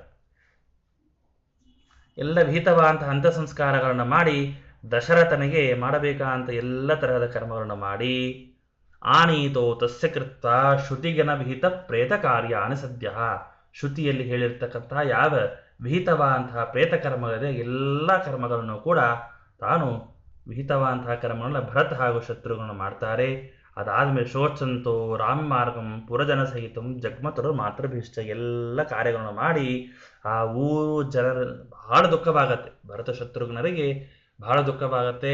ಈ ಕಡೆ ಅಣ್ಣನ ಅಂತಹ ರಾಮ ಇಲ್ಲ, ಲಕ್ಷ್ಮಣ ಇಲ್ಲ, ಸೀತಾ ಇಲ್ಲ, ದಶರಥನೂ ಇಲ್ಲ, ನಾವಿಬ್ಬರೇ ಆಗಿಬಿಟ್ಟಿವಿ, ತಂದೆ ಇಲ್ಲ ಅಂತ ಹೇಳಿ ಬಹಳ ದುಃಖ ಮೊದಲಿಗೆ ದುಃಖವಾಗಿದೆ. ರಾಮಚಂದ್ರ ದೇವರು ವನವಾಸಕ್ಕೆ ಹೊರಟಿದ್ದೇ ಇನ್ನು ದುಃಖ ಅದೇ ಇನ್ನು ಸರಿ ಹೋಗಿಲ್ಲ. ಅಷ್ಟರಲ್ಲೇನೆ ದಶರಥನು ಮೃತನಾದ. ಎಲ್ಲ ತಿಳಿದು ಬಹಳ ದುಃಖವಾಗತ್ತೆ. ಶೋಚಂತೌ ರಾಮ ಮಾರ್ಗಂ, ದುಃಖದಿಂದಾಗಿ ಅವರೆಲ್ಲರೂ ಕೂಡ ಭರತ, ಶತ್ರುಘ್ನ, ಪುರಜನ ಸಹಿತವು, ಆ ಊರು ಜನರ ಎಲ್ಲರೂ ಕೂಡ, ಅದರ ಜೊತೆಗೆ ಜಗ್ಮತುರ್ ಮಾತೃಭಿಶ್ಚ, ತನ್ನ ತಾಯಿಯನ್ನ ಕರೆದುಕೊಂಡು ಆ ಊರ ಜನ ಎಲ್ಲರನ್ನು ಕೂಡ ಕರೆದುಕೊಂಡು ರಾಮ ಮಾರ್ಗಂ, ರಾಮದೇವರು ಇರ್ತಕ್ಕಂತಹ ಮಾರ್ಗವನ್ನು ಹುಡುಕ್ತಾ ಹುಡುಕ್ತಾ ತಾನು ಆ ಭರತ ಶತ್ರುಘ್ನ ಹೊರಟಿದ್ದಾರೆ. ಯಾಕೆ ದಶರಥ ರಾಜನಿಗೆ ಇಂತಹ ಮರಣ ಬಂತು ಅಂತಂದರೆ, ದಶರಥ ರಾಜನಿಗೆ ಶಬ್ದವೇದ ಅನ್ನುವಂತಹ ಒಂದು ವಿದ್ಯೆ ಇದೆ. ಆ ಶಬ್ದವೇದ ಎಂಬಂತಹ ವಿದ್ಯೆ ಏನು ಅಂತಂದರೆ, ಆ ಆ ಶಬ್ದದಿಂದಲೇ ಇದು ಯಾವ ಮೃಗ ಅಂತಂತ ತಾನು ಗೆಸ್ ಮಾಡುವಂತಹ ಶಕ್ತಿ ಇದೆ. ಆ ಒಂದು ಸಾಮರ್ಥ್ಯದಿಂದಾಗಿ ತಾನು ಒಂದು ಬಾರಿ ರಾಜ ಬೇಟೆ ಆಡಬೇಕು ಅಂತ ಹೋಗ್ತಾನೆ. ಆ ಸಮಯದಲ್ಲಿ ಒಬ್ಬ ಹುಡುಗ, ಒಬ್ಬ ಕುಮಾರ, ಅವರ ತಂದೆ ತಾಯಿ ವೃದ್ಧರ ಅಂತ ತಂದೆ ತಾಯಿ, ಅವರನ್ನ ಹೊತ್ಕೊಂಡು ತಾನು ವನದಲ್ಲಿ ಬರ್ತಾ ಒಂದು ಸರೋವರ ಕಾಣುತ್ತೆ. ಸರೋವರದಲ್ಲಿ ಕಾಣಿಸ್ತು, ಭಾಳ ಬಾಯಾರಿಕೆ, ಭಾಳ ನೀರಡಿಕೆ ಆಯಿತು ಅಂತೇಳಿ ನೀರು ಕುಡಿಯಬೇಕು ಅಂತ ತನ್ನೆಲ್ಲ ಒಂದು ತಂಬಿಗೆ ಇತ್ತು. ಆ ತಂಬಿಗೆಯಿಂದಾಗಿ ನೀರನ್ನು ಆ ನದಿಯಲ್ಲಿ ಸರೋವರದಲ್ಲಿ ಅದ್ದುವಾಗ, ಮುಳುಗಿಸುವಾಗ ಒಂದು ಸಪ್ರ ಬರುತ್ತೆ. ತಂಬಿಗೆ ನೀರಲ್ಲಿ ಹಾಕುವಾಗ ಒಂದು ರೀತಿಯಾದಂತಹ ಸೌಂಡ್ ಬರುತ್ತೆ. ಆ ಶಬ್ದವನ್ನು ಈ ದಶರಥ ರಾಜನ ಕಿವಿಗೆ ಬೀಳುತ್ತೆ. ದಶರಥ ರಾಜನ ಕಿವಿಗೆ ಬಿದ್ದ ಆ ಕ್ಷಣ ಅವನಿಗೆ ಶಬ್ದವೇದ ಎಂಬಂತಹ ವಿದ್ಯಾ ಜ್ಞಾನ ಇರ್ತಾರೋದ್ರಿಂದಾಗಿ ಇದು ಯಾವುದೋ ನೀರು ಕುಡಿತಾ ಇದೆ ಮೃಗ ಅಂತ ತಿಳಿದು ಆ ಮೃಗ ಅಂತಂದುಕೊಂಡು ದೂರದಿಂದ ಒಂದು ಬಾಣವನ್ನು ಬಿಡುತ್ತಾನೆ. ಬಾಣ ಬಿಟ್ಟರೆ ಆ ಹುಡುಗನ ಮೇಲೆ ಆ ಬಾಣ ಬಿದ್ದು ಬಿಡುತ್ತೆ. ಆ ಕುಮಾರನ ಮೇಲೆ ಬಾಣವನ್ನು ಎಸೆದಾಗ ಅವನಲ್ಲೇ ಮೃತನಾಗ್ತಾನೆ. ಆ ಮಗ ಸತ್ತು ಹೋದ. ವಯಸ್ಸಾದಂತಹ ವೃದ್ಧರ ಅಂತ ತಂದೆ ತಾಯಿ ಅವರು ಬಹಳ ಶೋಕದಿಂದಾಗಿ ಅವರು ಕೂಡ ಆ ಕ್ಷಣದಲ್ಲಿ ಸಾಯುವಂತಹ ಪರಿಸ್ಥಿತಿಯಲ್ಲಿ ದಶರಥ ರಾಜನಿಗೆ ಶಾಪ ಕೊಡ್ತಾರೆ. ನಾನು ಯಾವ ರೀತಿಯಾಗಿ ಪುತ್ರ ವಿಯೋಗದಿಂದಾಗಿ ನಾನು ಮರಣವನ್ನು ಹೊಂದುತ್ತಾ ಇದ್ದೀನೋ ಹಾಗೆ ನೀನು ಕೂಡ ಪುತ್ರ ವಿಯೋಗದಿಂದಾಗಿ ಸಾಯ್ತೀ ಅಂತ ಶಾಪ. ಆ ಯಾವ ವೃದ್ಧರ ಒಂದು ಶಾಪದಿಂದಾಗಿ ಆ ದಶರಥ ರಾಜ ರಾಮ ವನವಾಸಕ್ಕೆ ಹೊರಟಾಗ ರಾಮ ಇಲ್ಲದೆ ಇರತಕ್ಕಂತಹ ಪುತ್ರ ಶೋಕದಿಂದಾಗಿ, ಪುತ್ರನ ವಿಯೋಗದಿಂದಾಗಿ ತಾನೂ ಕೂಡ ಮರಣವನ್ನು ಹೊಂದಿದ ಎನ್ನುವಂತಹ ವಿಚಾರವನ್ನ ತಿಳಿಸ್ತಾ ಇದ್ದಾರೆ. ಧಿಕ್ಕುರ್ವಂತೋ ನಿತಾಂತಂ ಸಕಲ ದುರಿತಗಾಂ ಮಂಥರಾಂ ಕೈಕಯೀಂ ಚ ಪ್ರಾಪ್ತೋ ರಾಮಸ್ಯ ಪಾದೋ ಮುನಿಗಣ ಸಹಿತೋ ತತ್ರ ಚೋವಾಚ ನತ್ವಾ ರಾಮಂ ರಾಜೀವನೇತ್ರಂ ಭರತ ಇಹ ಪುನಃ ಪ್ರೀತಯೇ ಸ್ಮಾಕಮೀಶ ಪ್ರಾಪ್ಯಾಶು ಸ್ವಾಮಯೋಧ್ಯಾಂ ಅವರಜ ಸಹಿತಃ ಪಾಲಯೇ ಮಾಂ ಧರಿತ್ರೀ. ಆಗ ದಿಕ್ಕುರುವಂತೋ ನಿತಾಂತಂ, ಭರತ ಶತ್ರುಘ್ನ ಬಹಳ ಕೋಪ ಬರುತ್ತೆ. ಇಬ್ಬರಿಗೂ ಧಿಕ್ಕಾರ ಇರಲಿ ಅಂತ ಬಹಳ ಚೆನ್ನಾಗಿ ಬೈತಾರೆ. ನಾವು ರಾಮಾಯಣದಲ್ಲಿ, ಸಂಗ್ರಹ ರಾಮಾಯಣ ನಾವು ಕೇಳಿದಾಗ ಗೊತ್ತಾಗತ್ತೆ. ಮಂಥರೆಯನ್ನ ಶತ್ರುಘ್ನ ಭರತ ಇಬ್ಬರೂ ಕೂಡ ಬೈತಾ ಇದ್ದಾರೆ. ದಿಕ್ಕುರುವಂತೋ ನಿತಾಂತಂ ಸಕಲ ದುರಿತಗಂ, ಎಲ್ಲ ಪಾಪಗಳನ್ನು ಮಾಡಿರ್ತಕ್ಕಂತಹ ನಿಮಗೆ ಧಿಕ್ಕಾರ ಇರಲಿ ಅಂತ ಹೇಳಿ ಮಂಥರ ಹಾಗೂ ಕೈಕೇಯಿಗೆ ಶಾಪವನ್ನು ಕೊಡ್ತಾರೆ. ಇಲ್ಲಿ ಈ ಕೈಕೇಯಿಯಲ್ಲಿ ನಿಕೃತಿ ಎಂಬಂತಹ ರಾಕ್ಷಸಿ, ಆ ನಿಕೃತಿ ಎಂಬಂತಹ ರಾಕ್ಷಸಿ ಆವೇಶ ಇದ್ದ ಕಾರಣ ಅವಳು ಇಂತಹ ಒಂದು ಕರ್ಮವನ್ನು ಮಾಡಿದಳು ಅಂತ ಹೇಳ್ತಾರೆ. ಆ ನಿಕೃತಿ ಎಂಬಂತಹ ಆ ರಾಕ್ಷಸ ಆವೇಶ ಇದರಿಂದಾಗಿ ಆ ಭರತ ಶತ್ರುಘ್ನರು ಆ ಕೈಕೇಯಿಯನ್ನು ಅಷ್ಟು ನಿಂದ ಮಾಡ್ತಾರೆ. ಅಷ್ಟು ನಿಂದ ಮಾಡ್ತಾ ಪ್ರಾಪ್ತೋ ರಾಮಸ್ಯ ಪಾದೋ ಮುನಿಗಣ ಸಹಿತೋ ತತ್ರ ಚೋವಾಚನತ್ವ. ಅಂದರೆ ಎಷ್ಟು ಸಿಟ್ಟು ಬಂದಿರುತ್ತೆ ಅಂದರೆ, ಒಂದು ಕಡೆ ಶತ್ರುಘ್ನ, ಒಂದು ಕಡೆ ಭರತ, ಇಬ್ಬರು ಶತ್ರುಘ್ನ ಭರತ ಚೆನ್ನಾಗಿ ಬೈತಾರೆ ಮಂಥರೆಗೆ. ಬ್ರಹ್ಮಹತ್ಯ, ಅನೇಕ ಹತ್ಯೆಗಳನ್ನು ಮಾಡಿರ್ತಕ್ಕಂತಹ ಪಾಪ, ಅದಕ್ಕಿಂತ ಹೆಚ್ಚು ಪಾಪ ಬರುತ್ತೆ. ರಾಮನನ್ನ ನೀನು ಪಟ್ಟಾಭಿಷೇಕ, ರಾಮಚಂದ್ರ ದೇವರಿಗೆ ಆಗುವಂತಹ ಪಟ್ಟಾಭಿಷೇಕ ತಡೆದಿದ್ದಕ್ಕೆ ನಿಮ್ಗೆ ಬಹಳ ಪಾಪ, ಬ್ರಹ್ಮಹತ್ಯ ಮಾಡೋಕ್ಕಿಂತ ಪಾಪಕ್ಕಿಂತ ಅಧಿಕವಾದಂತಹ ಪಾಪ ನಿನಗೆ ಬರುತ್ತೆ ಅಂಥೇಳಿ ಶಾಪವನ್ನು ಧಿಕ್ಕಾರ ಚೆನ್ನಾಗಿ ಬೈತಾ ಇದ್ದಾರೆ. ಅದಾದ ಮೇಲೆ ಕೈಕೇಯಿಗೂ ಸಹಿತ ಬೈತಾ ಇರ್ತಾರೆ. ಪರಸ್ಪರ ಶತ್ರುಘ್ನ ಇನ್ನೇನು ಕೈಕೇಯಿನ ಹೊಡಿಬೇಕು ಅಂತ ಹೊರಟಾಗ ಭರತ ತಡಿತಾನೆ. ನೋಡಪ್ಪ, ನನಗೂ ಕೈಕೇಯಿ ಮಂಥರೆಯನ್ನು ಹೊಡೆಯೋಷ್ಟು ಸಿಟ್ಟಿದೆ, ಆದರೆ ನಾವು ಏನಾದರೂ ಇವರನ್ನು ಹೊಡೆಯೋದು ಕೊಲ್ಲೋದು ಮಾಡಿದೀವಿ ಅಂತಾದರೆ ರಾಮಚಂದ್ರ ದೇವರ ಪ್ರೀತಿಗೆ ನಾವು ಪಾತ್ರರಾಗೋದಿಲ್ಲ. ಸ್ತ್ರೀ ಹತ್ಯೆ ಮಾಡೋದ್ರಿಂದಾಗಿ ರಾಮ ನಮ್ಮನ್ನು ದೂರ ಇಟ್ಟು ಬಿಡ್ತಾನೆ. ಆ ಒಂದು ಕಾರಣದಿಂದಾಗಿ ನಾವು ಇವರನ್ನು ಏನೂ ಮಾಡೋದು ಬೇಡ ಅಂಥೇಳಿ ಆ ಶತ್ರುಘ್ನನ್ನ ಭರತ ಸಮಾಧಾನ ಮಾಡ್ತಾನೆ. ಸಮಾಧಾನ ಮಾಡಿ ತಾನು ಎಲ್ಲ ಮುನಿಗಳಿಂದ ಕೂಡಿಕೊಂಡು ತಾನು ರಾಮದೇವರಿರ್ತಕ್ಕಂತಹ ಆ ಯಾವ ಅರಣ್ಯಕ್ಕೆ ಹೋಗ್ತಾನೆ, ಚಿತ್ರಕೂಟ ಪರ್ವತಕ್ಕೆ ಹೋಗ್ತಾನೆ. ರಾಮಂ ರಾಜೀವನೇತ್ರಂ ಭರತೇಹ ಪುನಃ ಪ್ರೀತೆ ಸ್ಮಾಕಮೀಶ. ಆ ಚಿತ್ರಕೂಟ ಪರ್ವತಕ್ಕೆ ಹೋಗಿ ಅಲ್ಲಿ ರಾಮಚಂದ್ರ ದೇವರ ಪಾದವನ್ನು ಮುಟ್ಟಿ ಚೆನ್ನಾಗಿ ನಮಸ್ಕಾರ ಮಾಡ್ತಾನೆ. ನಮಸ್ಕಾರ ಮಾಡಿ ಅಲ್ಲಿ ಭರತ ಹೇಳ್ತಾನೆ, ಸ್ವಾಮಿ ಪ್ರಾಪ್ಯಾಶು ಸ್ವಾಂ ಅಯೋಧ್ಯಾಂ ಅವರಜ ಸಹಿತ ಪಾಲಯೇ ಮಾಂ ಧರಿತ್ರೀನ್. ಸ್ವಾಮಿ ರಾಮ ಬಾರಪ್ಪ, ನಿನ್ನ ಅಯೋಧ್ಯ ಪಟ್ಟಣಕ್ಕೆ ನೀನು ಬರಬೇಕು. ನಮ್ಮ ಸಂತೋಷಕ್ಕೋಸ್ಕರವಾಗಿ ನಾವು ಸಂತೋಷವಾಗಿರಬೇಕು ಅಂತಾದರೆ ಪ್ರಾಪ್ಯಾಶು ಸ್ವಾಂ ಅಯೋಧ್ಯಾಂ ಅವರಜ ಸಹಿತ, ನಮ್ಮೆಲ್ಲರ ಹಿತಕ್ಕೋಸ್ಕರವಾಗಿ ನಮ್ಮೆಲ್ಲರ ಸಂತೋಷಕ್ಕೋಸ್ಕರವಾಗಿ ನೀನು ಬೇಗನೆ ನಿನ್ನ ಅಯೋಧ್ಯ ಪಟ್ಟಣಕ್ಕೆ, ನೋಡ್ರಿ ಅಲ್ಲಿ ಅವನ ಶಬ್ದ, ನಿನ್ನ ಅಯೋಧ್ಯ ಪಟ್ಟಣಕ್ಕೆ ನೀನು ಬರಬೇಕು ಅಂತ ತಮ್ಮನಾದಂತಹ ಭರತ ತಾನು ಶತ್ರುಘ್ನನ್ನು ಕೂಡಿಕೊಂಡು ರಾಮಚಂದ್ರ ದೇವರಲ್ಲಿ ಪ್ರಾರ್ಥನೆ ಮಾಡ್ತಾನೆ. ಧರಿತ್ರಿ ಅಂತ ಹೇಳಿದ್ರೆ ಪಾಲಯೇ ಮಾಂ ಧರಿತ್ರೀಂ. ಧರಿತ್ರಿ ಅಂತಂದ್ರೆ ಪೃಥ್ವಿ ಅಂತ ಅರ್ಥ, ಭೂಮಿ ಅಂತ ಅರ್ಥ. ಆ ಭೂಮಿಯನ್ನ ಆ ಅಯೋಧ್ಯ ಪಟ್ಟಣಕ್ಕೆ ಬಂದು ನೀ ರಾಜ್ಯಭಾರವನ್ನು ಮಾಡಿ ನೀನು ಅಲ್ಲಿರ್ತಕ್ಕಂಥ ಎಲ್ಲ ಪ್ರಜೆಗಳನ್ನ ರಕ್ಷಣೆ ಮಾಡುವ ಮೂಲಕವಾಗಿ ಆ ಭೂಮಿಯನ್ನು ನೀನೇ ರಕ್ಷಣೆ ಮಾಡಬೇಕು ಅಂತ ಆ ಭರತ ಶತ್ರುಘ್ನರು ಆ ರಾಮನಲ್ಲಿ ಪ್ರಾರ್ಥನೆ ಮಾಡ್ತಾರೆ. ರಾಮನಲ್ಲಿ ಪ್ರಾರ್ಥನೆ ಮಾಡಿದರೆ ಆಗ ರಾಮಚಂದ್ರದವರು ಹೇಳ್ತಾರೆ, ಇತ್ಯುಕ್ತ ಕರ್ತುಮೇಶ ಸಕಲ ಸುರಗಣಾಪ್ಯಾಯನಂ ರಾಮದೇವ ಸತ್ಯಾಂ ಕರ್ತುಂ ಚ ವಾಣೀಂ ಅವದತತಿತರಾಂ ನೇತಿ ಸದ್ಭಕ್ತಿ ನಮ್ರಂ ಭೂಯೋ ಭೂಯೋರ್ಥಯಂತಂ ದ್ವಿಗುಣಿತ ಶರದಾಂ ಸಪ್ತಕೆ ತುಭ್ಯತೀತೆ ಕರ್ತೈ ತತ್ವೇ ವಚೋಹಂ ಸುದೃಢಮಿತಿಮಿದಂ ಮೇ ವಚೋ ನಾತ್ರ ಶಂಕಾ. ಪಾಪ ಭರತ ಶತ್ರುಘ್ನರು ಬಹಳ ಪ್ರಾರ್ಥನೆ ಮಾಡ್ತಾನೆ. ಪ್ರಾರ್ಥನೆ ಮಾಡಿದಾಗ ರಾಮಚಂದ್ರದವರು ಹೇಳ್ತಾರೆ, ಭರತ ನೋಡಪ್ಪ, ಇಲ್ಲಿ ನಾನು ಬಂದಿರೋ ಕಾರಣ ಏನು ಗೊತ್ತಾ? ಸಕಲ ಸುರಗಣಾಪ್ಯಾಯನಂ ರಾಮದೇವ. ಎಲ್ಲ ಸಮಸ್ತ ಸುರ ಎಲ್ಲ ದೇವತೆಗಳ ಸಮೂಹಕ್ಕೆ ಅವರಿಗೆ ಆಪ್ಯಾಯನ ಒಳ್ಳೆಯದು ಮಾಡೋದಕ್ಕೋಸ್ಕರವಾಗಿ ನಾನು ಇಲ್ಲಿ ಬಂದಿರತಕ್ಕಂತಹ ಕಾರ್ಯ ನಂದು ಇದು. ಸಕಲ ಸುರಗಣಸಿ ಆಪ್ಯಾಯನಂ ರಾಕ್ಷಸೇಭ್ಯ ರಕ್ಷಣಂ ಕರ್ತುಂ. ರಾಕ್ಷಸರಿಗಿಂದ ಅವರಿಗೆ ರಕ್ಷಣೆಯನ್ನು ತಂದು ಕೊಡೋದಕ್ಕೋಸ್ಕರವಾಗಿ ನಾನು ಈ ಕಾಡಿಗೆ ಬಂದಿರತಕ್ಕಂಥ ನನ್ನ ಉದ್ದೇಶ. ಸತ್ಯಾಂ ಕರ್ತುಂ ಚ ವಾಣೀಂ ಅವದತತರಾಂ ನೇತಿ ಸದ್ಭಕ್ತಿ ನಮ್ರಂ. ನಾನು ಈಗೊಂದು ಮಾತು ಕೊಡ್ತೇನೆ ಕೇಳು, ನನ್ನ ಮಾತು ಯಾವತ್ತೂ ಕೂಡ ಸುಳ್ಳಾಗುವುದಿಲ್ಲ. ಸತ್ಯಾಂ ಕರ್ತುಂ ಚ ವಾಣಿ. ವಾಣಿ ಅಂತಂದರೆ ನನ್ನ ಮಾತು. ಏನು ಮಾತು ಅಂತಂದರೆ, ನಾನು ಈ 14 ವರ್ಷಗಳು ನಂದು ಈ ವನವಾಸ ಮುಗಿದ ನಂತರ ನಿನ್ನ ಮಾತನ್ನು ನಾನು ಉಳಿಸ್ಕೊಡ್ತೇನೆ. ನೀನು ಹೇಳಿರ್ತಕ್ಕಂಥದ್ದು ನಾನು ಮಾಡ್ತೇನೆ. ವಾಣೀಂ ಅವದತ್ ಅತಿತರಾಂ ನೇತಿ ಸದ್ಭಕ್ತಿ ನಮ್ರಂ. ನಾನು ಯಾವತ್ತೂ ಕೂಡ ನನ್ನ ಮಾತನ್ನು ನಾನು ಮೀರೋದಿಲ್ಲ.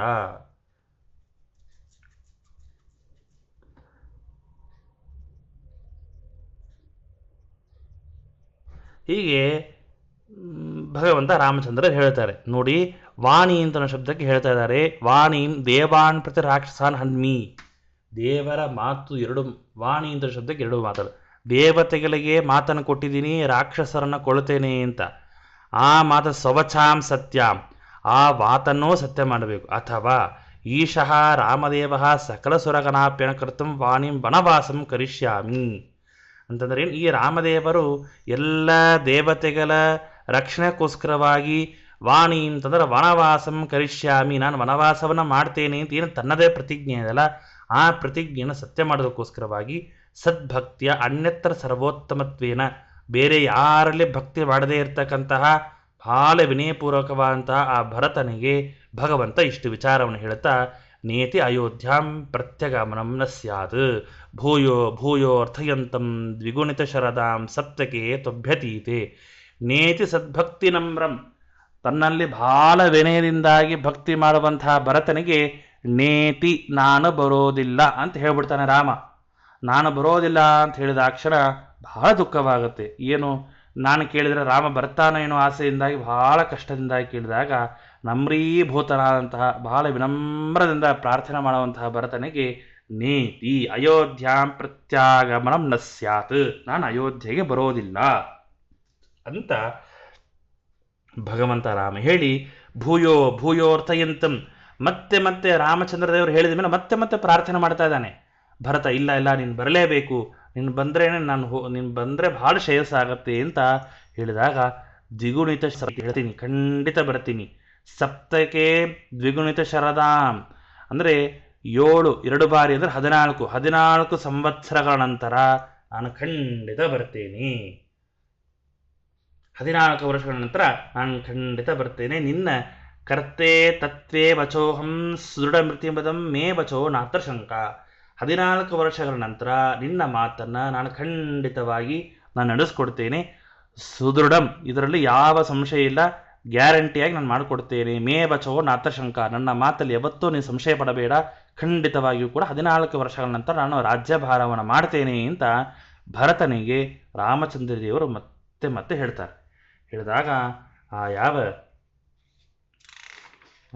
ಭರತ ಹೇಳ್ತಾನೆ, ಶುತ್ವೈ ತದ್ರಾಮವಾಕ್ಯಂ ಹುತಭುಜಿ ಪತನೆ ಸಪ್ರತಿಜ್ಞಾಂ ಚ ಕೃತ್ವಾ ರಾಮೋಕ್ತಸ್ಯಾನ್ಯಥಾತ್ವೇ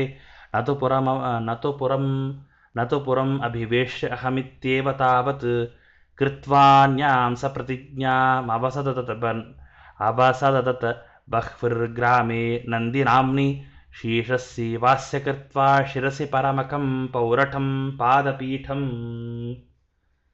ಅಂದರೆ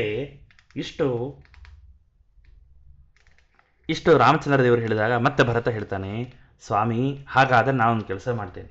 ಏನು ಗೊತ್ತಾ? ಭರತ ಹೇಳ್ತಾನೆ, ಶ್ರೀರಾಮ ಅಂದರೆ ಶುತ್ವೇತದ್ ರಾಮವಾಕ್ಯಂ ಹುತಭುಜಿ ಪತನೆ ಸಪ್ರತಿಜ್ಞಾಂ ಚ ಕೃತ್ವಾ. ರಾಮ ನೀನು ಪ್ರತಿಜ್ಞೆ ಮಾಡಿದ್ಯಾ, ನಿನ್ನ ಏನು ಪ್ರತಿಜ್ಞೆ ಇದೆ 14 ವರ್ಷಗಳ ನಂತರ ಬರ್ತೀನಿ ಅಂತ. ನೀನು ಒಂದು ವೇಳೆ 14 ವರ್ಷಗಳ ನಂತರ ನೀನು ನಿನ್ನ ಮಾತಿನಂತೆ ಅಯೋಧ್ಯ ಪಟ್ಟಣಕ್ಕೆ ಬಂದಿಲ್ಲ ಅಂತ ಆದರೆ ಹೂತ ಭುಜಿ ಪಾತಾನೆ, ನಾನು ಬೆಂಕಿಯೆಲ್ಲ ಹಾರಿ ನನ್ನ ದೇಹವನ್ನು ತ್ಯಾಗ ಮಾಡ್ತೇನೆ, ಇದು ನನ್ನ ಪ್ರತಿಜ್ಞೆ. ಹುತ ಭುಜಿ ಪತನೆ ಸಪ್ರತಿಜ್ಞಾಂ ಚ ಕೃತ್ವಾ. ನಿನ್ನ ಪ್ರತಿಜ್ಞೆಯನ್ನು ನೀನು ಉಳಿಸ್ಕೊಂಡಿಲ್ಲ ಅಂತ ಆದರೆ ನನ್ನ ಪ್ರತಿಜ್ಞೆ ಹೇಳ್ತೇನೆ ಕೇಳು, ನಾನು ಬೆಂಕಿಯಲ್ಲಿ ಹಾರ್ತೇನೆ ಎನ್ನುವಂತಹ ವಿಚಾರವನ್ನು ಭರತ ಹೇಳ್ತಾನೆ. ಅಷ್ಟೇ ಅಲ್ಲ, ರಾಮೋಕ್ತ ಸಾನ್ಯಥಾತ್ವೇ ನತು ಪುರಮಭಿವೇಕ್ಷ್ಯಂ ಇತ್ಯೇ.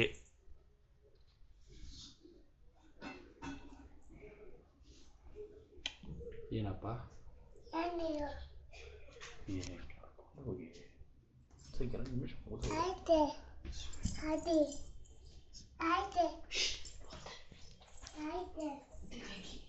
ಹರೇ ನಮಃ.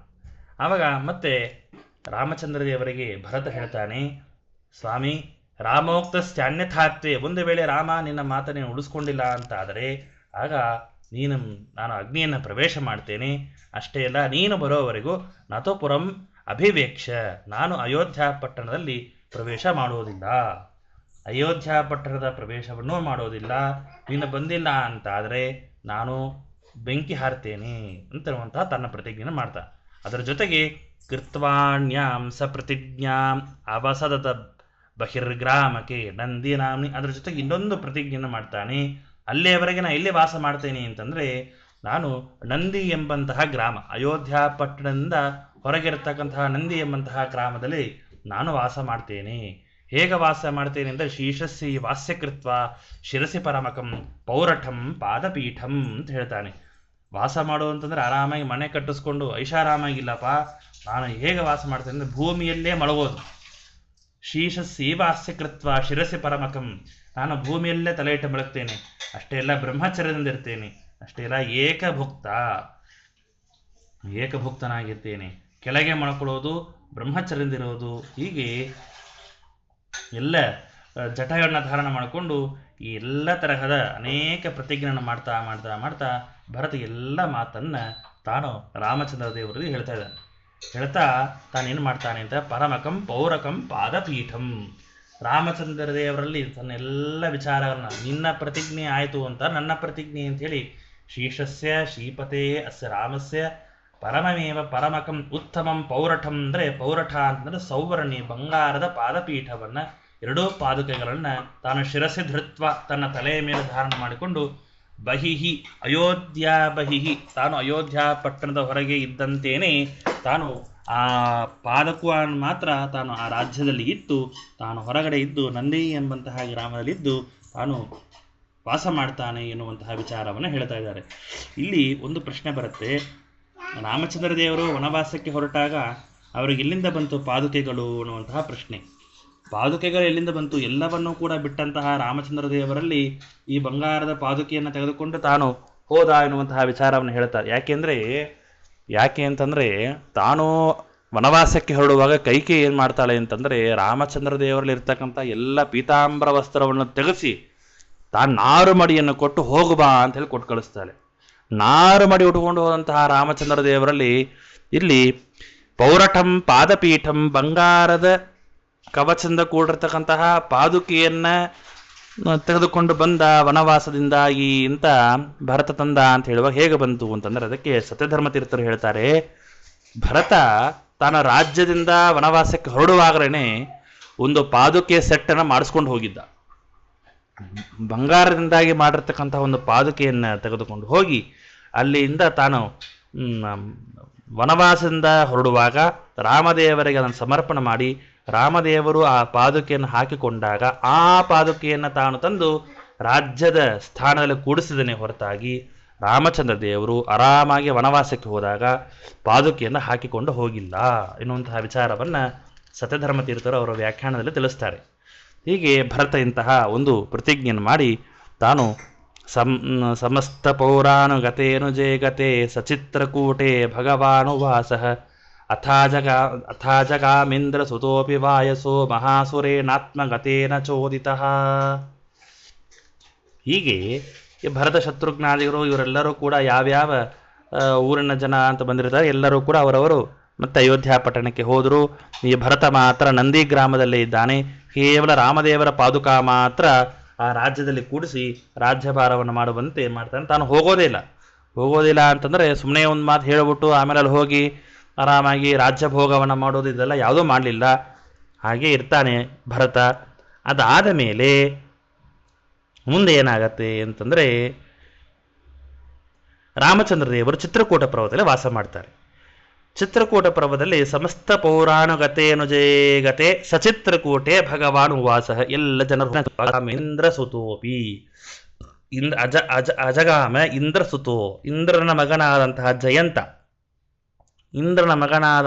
ಜಯಂತ ತಾನು ವಾಯಸಃ ಕಾಗಿಯ ರೂಪದಲ್ಲಿ ಇದ್ದು ಮಹಾಸುರೇನಾತ್ಮಗತೇನ ಚೋದಿತ ತಾನು ತನ್ನಲ್ಲಿ ಒಬ್ಬ ಅಸುರನ ಆವಿಷ್ಟ.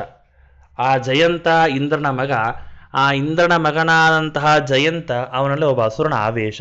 ಆ ಆವೇಶದಿಂದ ಕೂಡಿರ್ತಕ್ಕಂಥ ಆ ಯಾವ ಜಯಂತ ಇದ್ದಾನೆ ಅವನು ಈ ಚಿತ್ರಕೂಟ ಪರ್ವತಕ್ಕೆ ಬರ್ತಾನೆ. ಎಲ್ಲಿ ಬರ್ತಾನೆ ಅಂದರೆ ಸೀತಾರಾಮರು ವಾಸ ಮಾಡುವಂತಹ ಸ್ಥಳಕ್ಕೆ ಬರ್ತಾನೆ ಎಂಬುವಂತಹ ವಿಚಾರವನ್ನು ಹೇಳ್ತಾರೆ. ಈ ಇಂದ್ರನ ಮಗನಾದಂತಹ ಯಾವ ಜಯಂತ ಇವನು ಕಾಗಿಯಾಗಿ ಯಾಕೆ ಆದ ಅಂತ ಅನ್ನೋದೊಂಥರ ಪ್ರಶ್ನೆ. ಜಯಂತ ಯಾವುದೋ ಒಂದು ಕಾರಣದಿಂದಾಗಿ ಭೂಲೋಕಕ್ಕೆ ಬರ್ತಾನೆ. ಭೂಲೋಕಕ್ಕೆ ಬಂದಾಗ ವಾಸ ಮಾಡಬೇಕು ಅಂತ ಅಪೇಕ್ಷೆ ಪಡ್ತಾನೆ. ವಾಸ ಮಾಡಬೇಕು ಅಂತ ಅಪೇಕ್ಷೆ ಪಟ್ಟಾಗ ಅವನಲ್ಲಿ ಒಬ್ಬ ಅಸುರನ ಆವೇಶವಾಗತ್ತೆ.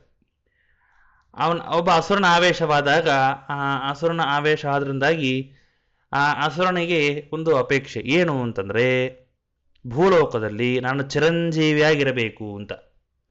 ಚಿರಂಜೀವಿಯಾಗಿರಬೇಕು ಅಂತಹ ಒಂದು ಸ್ಥಾನ ಬೇಕು ಅಂತ ವಿಚಾರ ಮಾಡಿದಾಗ ಯಾವ ಅಸುರ ತಾನು ಯೋಚನೆ ಮಾಡ್ತಾ ತಾನು ಕಾಗಿಯಲ್ಲಿ ಹೋಗೋಣ ಅಂತ. ಈ ಪಕ್ಷಿಗಳು ಆದಷ್ಟು ಚಿರಂಜೀವಿಗಳು, ಅದರಲ್ಲಿ ಕಾಗಿ ಅಂತೂ ಬಹಳ ಚಿರಂಜೀವಿ.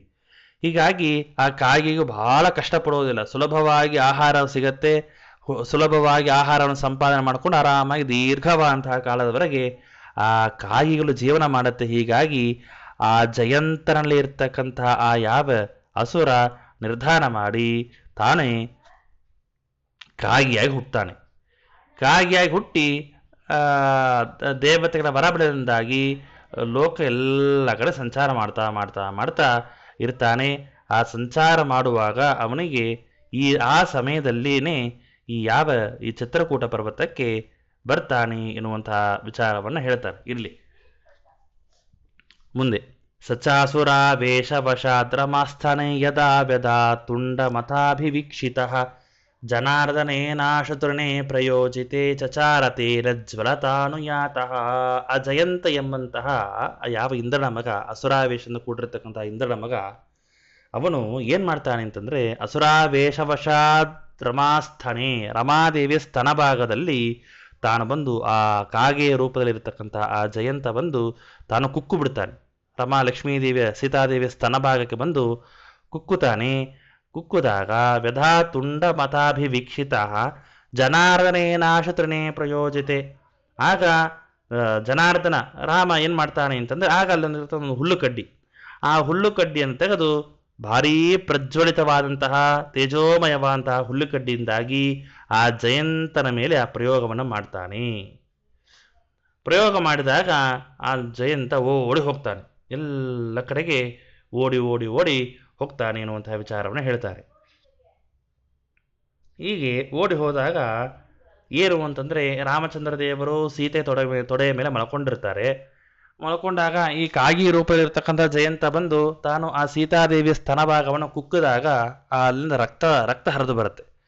ರಕ್ತ ಹರಿದು ಬಂದಾಗ ರಾಮಚಂದ್ರ ದೇವರು ಏನೋ ಅಂಥೇಳಿ, ಏನು ಕಾಗಿ ಇದು ಏನೋ ಆಟ ಆಡ್ತಾ ಇದೆ, ಸುಮ್ಮನೆ ಯಾವುದೋ ಕಾಗಿ ಅಂತ ಸುಮ್ಮನೆ ಬಿಡ್ತಾನೆ. ಮತ್ತೆ ಮಲ್ಕೊಂಡಿರ್ತಾನೆ ತೊಡೆಯ ಮೇಲೆ, ಮತ್ತೆ ಕಾಗಿ ಬಂದು ಆ ಸೀತಾದೇವಿ ಸ್ತನಕ್ಕೆ ಮತ್ತೆ ಕುಕ್ಕಿದಾಗ ರಾಮಚಂದ್ರ ದೇವರಿಗೆ ತಿಳಿದು ಬರುತ್ತೆ. ಅಂದರೆ ರಾಮಚಂದ್ರ ದೇವರಿಗೆ ಇಷ್ಟು ಡಿಲೇ ಆಯಿತಾ ಅಂತಂದ್ರೆ ಹಾಗಲ್ಲ. ಅಷ್ಟೇ ಹೋಗಲಿ, ಸೀತಾದೇವಿಗೆ ರಕ್ತ ಬಂತ, ಹಾಗಾದ್ರೆ ನಮ್ಮಂತೆ ಪ್ರಾಕೃತಿಕವಾದಂತಹ ದೇಹನ ಅಂತಂದ್ರೆ ಎಲ್ಲವೂ ಕೂಡ ತೋರಿಕೆ ಆಗಿಂದಾಗಲೇ ಸೃಷ್ಟಿ ಮಾಡ್ತಾರೆ ಅವರೆಲ್ಲವನ್ನು ಕೂಡ. ಆಗ ಭಗವಂತ ಆ ಒಂದು ಹುಲ್ಲು ಕಡ್ಡಿಯಲ್ಲಿ ಬ್ರಹ್ಮಾಸ್ತ್ರವನ್ನು ಪ್ರಯೋಗ ಮಾಡಿ ತಾನು ಅಭಿಮಂತ್ರ ಮಾಡಿ ಎಸಿತಾನೆ. ಎಸೆದಾಗ ಆ ಎಲ್ಲ ಕಡೆಗೂ ಕೂಡ ಆ ಬ್ರಹ್ಮಾಸ್ತ್ರದ ಭಯದಿಂದಾಗಿ ಆ ಅಸುರ ರೂಪದಲ್ಲಿರ್ತಕ್ಕಂತಹ ಕಾಗಿ ರೂಪದಲ್ಲಿರ್ತಕ್ಕಂಥ ಜಯಂತ ಹಾರಾಡ್ತಾ ಹಾರಾಡ್ತಾ ಹೋಗ್ತಾ ಇರ್ತಾನೆ. ಹೀಗೆ ಸ್ವಯಂಭು ಶರ್ವೇಂದ್ರ ಮುಖಾನ್ ಸುರೇಶ್ವರಾಂಜಿಜೀವಿಷುಸ್ತಾಚರಣಂ ಗತೋಪಿ ಬಹಿಷ್ಕೃತಸ್ಥೈರ್ ಹರಿಭಕ್ತಿ ಭಾವತೋ ಹೆಲಂಗ ಶಕ್ತಿಯ ಪರಮಸ್ಯ ಚಾಕ್ಷ್ಮೀಹಿ. ತಾನು ಎಲ್ಲ ಕಡೆ ಹೋಗ್ತಾನೆ. ಯಾರ್ಯಾರತ ಸ್ವಯಂಭೂ ಶರ್ವ ಇಂದ್ರ, ಬ್ರಹ್ಮ ರುದ್ರ ಇಂದ್ರ ಮೊದಲಾಂತ ಎಲ್ಲ ದೇವದೇವೋತ್ತಮರಲ್ಲಿ ಹೋಗಿ ತಾನು ಕಾಪಾಡಿ ಕಾಪಾಡಿ ಅಂತ ಎಲ್ಲರಲ್ಲಿ ಕೂಡ ಶರಣಾಗತನಾದರೆ ಯಾರು ಕೂಡ ಅವರನ್ನು ಸ್ವೀಕಾರ ಮಾಡೋ ಬಹಿಷ್ಕೃತಸ್ಥೈಹಿ, ಎಲ್ಲರೂ ಕೂಡ ಅವರನ್ನ ಬಹಿಷ್ಕಾರ ಮಾಡಿಬಿಡ್ತಾರೆ. ಯಾರು ಕೂಡ ನಾವಿಲ್ಲ, ಎಲ್ಲರೂ ಭಗವಂತನ ಅಧೀನ ಅಂತಂದ ಮೇಲೆ ಈ ಭಗವಂತನ ಪ್ರಯೋಗ ಮಾಡಿರ್ತಕ್ಕಂಥ ಬ್ರಹ್ಮಾಸ್ತ್ರದಿಂದಾಗಿ ಈ ಬ್ರಹ್ಮಾದಿ ದೇವತೆಗಳು ಹೇಗೆ ರಕ್ಷಣೆ ಮಾಡ್ಲಿಕ್ಕೆ ಸಾಧ್ಯ?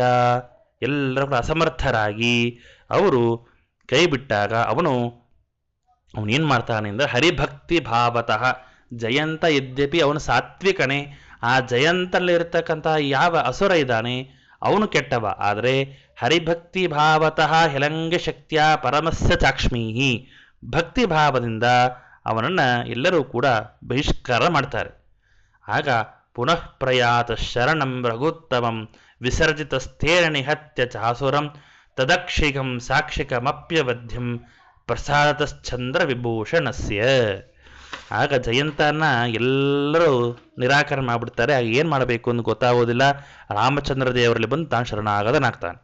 ರಾಮಚಂದ್ರ ದೇವರಲ್ಲಿ ಬಂದು ಜಯಂತ ಶರಣಾಗತನಾದಾಗ ಆಗ ರುದ್ರದೇವರ ವರದಿಂದಾಗಿ ತಾನು ಒಂದು ಆ ಜಯಂತನಲ್ಲಿರ್ತಕ್ಕಂತಹ ಯಾವ ಅಸುರ ರುದ್ರದೇವರ ಒಂದು ವರವನ್ನು ಪಡೆದಿರ್ತಾನೆ. ಏನು ವರ? ಅವನು ಯಾಕೆ ಕಾಗಿ ಆದ ಅಂತ. ಕಾಗಿಗಳ ರೂಪದಲ್ಲಿ ಹೋಗೋದಷ್ಟೇ ಅಲ್ಲದೇ ಆ ಜಯಂತನಲ್ಲಿರ್ತಕ್ಕಂಥ ಹಸುರ ಒಂದು ವರ ಕೇಳ್ತಾನೆ ರುದ್ರದೇವರಲ್ಲಿ ತಪಸ್ಸು ಮಾಡಿ. ನಾನು ಕಾಗೆಗಳಿಗೆ ಎಲ್ಲೇವರೆಗೆ 2 ಕಣ್ಣುಗಳಿರುತ್ತೋ ಅಷ್ಟು ಆ ಕಾಗೆಗಳಿಗೆ 2 ಕಣ್ಣುಗಳಿರುವಷ್ಟು ಕಾಲ ನಾನು ಬದುಕಿರಬೇಕು ಅನ್ನುವಂತಹ ಅವನ ಒಂದು ಹಸುರನ ವರ.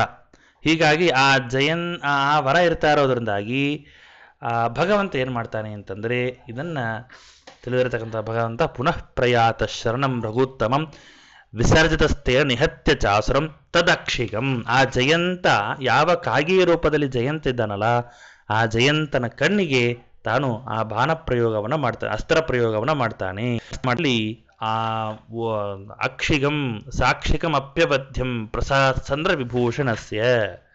ಜಯಂತನ ಕಣ್ಣಿನಿಂದಾಗಿ ಒಬ್ಬ ಕುರಂಗ ಎಂಬಂತಹ ಒಬ್ಬ ಅಸುರ ಬರ್ತಾರೆ.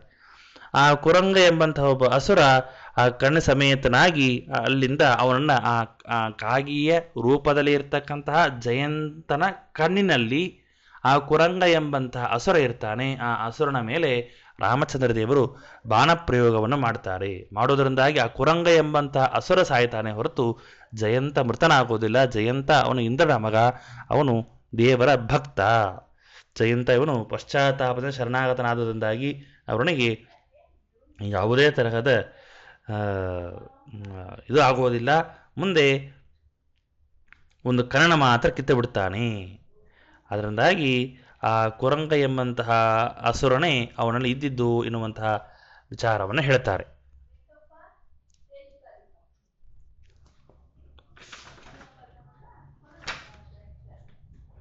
ಚಂದ್ರ ವಿಭೂಷಣಸ್ಯ ಅಂತಂದ್ರೆ ಚಂದ್ರಾಲಂಕಾರ ಭೂತಸ್ಯ ಹರಸ್ಯ ಅಂತ, ಚಂದ್ರನನ್ನು ಅಲಂಕಾರವನ್ನಾಗಿಟ್ಟುಕೊಂಡಂತಹ ರುದ್ರದೇವರು. ಯಾವಾಗ ರಾಮಚಂದ್ರ ದೇವರು ಕಣ್ಣನ್ನು ಕಿತ್ತು ಬಿಡ್ತಾರೆ ಅವತ್ತಿಂದ ಅಕ್ಷೇಕೇರ ನೇತ್ರೇಣ ಸಹಿತಂ ನೇತ್ರಮೇವ ಹತಂ, ಅವತ್ತಿನಿಂದ ಕಾಗೆಗೆ ಒಂದು ಕಣ್ಣು ಮಾತ್ರ ಇದೆ ಅಂತನ್ನುವಂತಹ, ಅವತ್ತಿನಿಂದ ಎಲ್ಲ ಕಾಗೆಗಳಿಗೆ ಒಂದು ಕಣ್ಣು ಮಾತ್ರ ಇದೆ ಎನ್ನುವಂತಹ ವಿಚಾರವನ್ನು ಹೇಳ್ತಾರೆ. ಸವಾಯಸ ನಾಮ ಸರೋಖಿಲಾನಾಂಬರಾದು ಮೇಷಸ್ಯ ಬಭೂವ ಚಾಕ್ಷಿಗಃ ನಿಪಾತಿತೋಸೌ ಸಹ ವಾಯ ಸಾಕ್ಷಿ ಬಿಸ್ತೃಣೇನ ರಾಮಸ್ಯ ಬಭೂವ ಭಸ್ಮಸಾತ್. ಆ ಕುರಂಗ ಎಂಬಂತಹ ಅಸುರ ರುದ್ರದೇವರ ವರದಿಂದ ಎಲ್ಲ ಕಾಗೆಗಳ ಕಣ್ಣುಗಳಲ್ಲಿ ವಾಸ ಮಾಡ್ತಾ ಇದ್ದ. ರುದ್ರದೇವರ ವರದಿಂದ ಎಲ್ಲ ಕಾಗೆಗಳ ಕಣ್ಣಿನಲ್ಲಿಯೂ ಕೂಡ ಕುರಂಗ ಎಂಬಂತಹ ಅಸುರನ ಸನ್ನಿಧಾನ ಇತ್ತು. ಯಾವಾಗ ರಾಮಚಂದ್ರ ದೇವರು ತನ್ನ ಹುಲ್ಲುಕಡ್ಡಿಯನ್ನು ಪ್ರಯೋಗ ಮಾಡಿದ, ಎಲ್ಲ ಕಾಗೆಗಳಲ್ಲಿ ಇರತಕ್ಕಂತಹ ಆ ಅಸುರ ಸತ್ತು ಹೋಗಿ ಎಲ್ಲ ಕಾಗೆಗಳಿಗೂ ಕೂಡ ಒಂದೇ ಕಣ್ಣಾಯಿತು ಎನ್ನುವಂತಹ ವಿಚಾರವನ್ನ ಹೇಳ್ತಾ ಇದ್ದಾರೆ. ಅವತ್ತಿನಿಂದ ಇವತ್ತಿನವರೆಗೂ ಸಹಿತ ಆ ಎಲ್ಲ ಕಾಗೆಗಳಿಗೂ ಕೂಡ ಏನಾಗಿದೆ, ಒಂದು ಕಣ್ಣಿದೆ ಎನ್ನುವಂತಹ ವಿಚಾರವನ್ನ ಹೇಳ್ತಾ ಇದ್ದಾರೆ. ಅಂದ್ರೆ ಇಲ್ಲಿ ಅಂದ್ರೆ ಕಾಗೆಗಳಿಗೆ ಒಂದು ಕಣ್ಣು ಇದೆ ಅಂತಂದ್ರೆ ಒಂದು ಕಣ್ಣು ಇಲ್ಲವೇ ಇಲ್ಲ ಅಂತ ಅರ್ಥ ಅಲ್ಲ. ಇದರ ವಿಚಾರವನ್ನ ಟಿಪ್ಪಣಿಕಾರ ಹೇಳ್ತಾರೆ. ಕಾಕಾನಾಂ ಏಕತ್ರ ಕಾಕಾನಾಂ ಏಕನೇತ್ರತ್ವಂ ನಾಮ ಇಂದ್ರಸ್ಯ ಕಾರ್ಯ ಅನುಸಾರೇಣ. ಅಂದ್ರೆ ಕಣ್ಣಿಗೆ ಕಾಣಿಸೋದಿಲ್ಲ ಅಂದ್ರೆ ಹೇಗೆ ಅಂತಂದ್ರೆ, ಯಾವ ರೀತಿಯಾಗಿ ನಮಗೆ ಎರಡೂ ಕಣ್ಣುಗಳಿಂದಾಗಿ ಆ ಪದಾರ್ಥಗಳ ಜ್ಞಾನ ಆಗುತ್ತೋ ಕಾಗೆಗಳಿಗೆ ಆ ರೀತಿಯ ಜ್ಞಾನ ಆಗೋದಿಲ್ಲ ಅಂತ ಹೇಳ್ತಾ ಇದ್ದಾರೆ.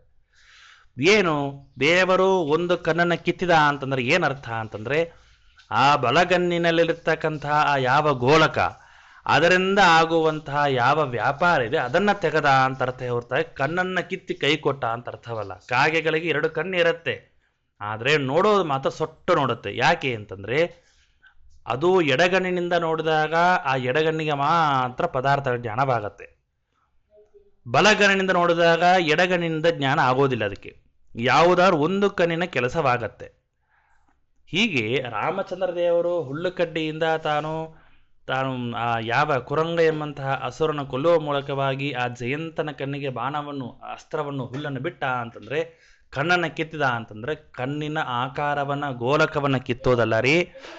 ಗೋಲಕಾಂತರ ಗಮನಾತ್ ಯದಾ ದಕ್ಷಶ್ಚಕ್ಷುಷಿ ಇದಂ ದರ್ಶನಂ ತದಾ ವಾಮೇನ ದರ್ಶನಾಭಾವ. ಬಲಗಣ್ಣಿನಿಂದ ನೀ ಪದಾರ್ಥವನ್ನು ನೋಡ್ತೀನಿ ಅಂತಾದ್ರೆ ಎಡಗಣ್ಣಿನಿಂದ ನೀ ಪದಾರ್ಥ ನೋಡ್ಲಿಕ್ಕೆ ಆಗೋದಿಲ್ಲ. ಯದಾ ವಾಮನೇನ ದರ್ಶನಂ ತದಾ ದಕ್ಷಿಣ ಚಕ್ಷುಷ ದರ್ಶನಾಭಾವಾತ್.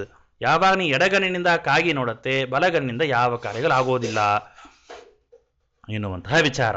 ಹೀಗಾಗಿ ಆ ಅಸುರನ, ಹಾಗಾದ್ರೆ ಇಲ್ಲಿ ಈ ಜಯಂತನ ಆ ರೂಪದಲ್ಲಿರ್ತಕ್ಕಂತಹ ಕಾಗಿಯ ಒಂದು ಕಣ್ಣಿಗೆ ಹುಲ್ಲುಕಡ್ಡಿಯನ್ನು ಪ್ರಯೋಗ ಮಾಡಿದ ಮಾತ್ರಕ್ಕೆ ಎಲ್ಲ ಕಾಗಿಗಳಿಗೂ ಹಾಗಾಯ್ತಾ ಅಂತಂದ್ರೆ ಹೌದು. ಅಲ್ಲ, ಇಲ್ಲಿ ಮಾತ್ರ ತಾನೇ ಅವನಿದ್ದ, ಇಲ್ಲಿ ಕೊಂದಿದ್ದಾಯ್ತು, ಇನ್ನ ಬೇರೆ ಬೇರೆ ಕಾಗೆಗಳ ಕಣ್ಣಿನಲ್ಲಿ ಇರ್ತಕ್ಕಂತಹ ರೂಪ ಹೇಗೆ ಸತ್ತು ಹೋಯ್ತು ಅಂತಂದ್ರೆ ಮೂಲವಾದಂತಹ ಅಸುರನ ರೂಪ ಇದ್ದಿದ್ದು ಜಯಂತನ ಕಾಗೆ ರೂಪದಲ್ಲಿರ್ತಕ್ಕಂಥ ಕಣ್ಣಿನಲ್ಲಿ. ಆ ಮೂಲ ರೂಪಕ್ಕೆ ಅಸ್ತ್ರವನ್ನು ಪ್ರಯೋಗ ಮಾಡಿ ಮೂಲ ರೂಪ ಹೋದ ಮೇಲೆ ಬೇರೆ ಬೇರೆ ಕಾಗೆಯಲ್ಲಿರ್ತಕ್ಕಂತಹ ಆ ಕುರಂಗ ಎಂಬಂತಹ ಅಸುರನು ಕೂಡ ಸತ್ತು ಹೋದ ಎನ್ನುವಂತಹ ವಿಚಾರವನ್ನ ಇಲ್ಲಿ ತಿಳಿಸ್ತಾ ಇದ್ದಾರೆ.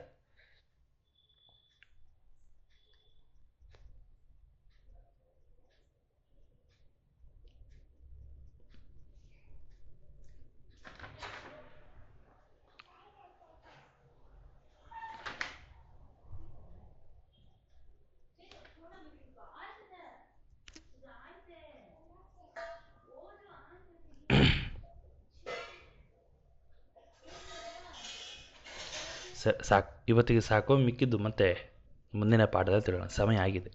ಹರೇ ನಮಃ.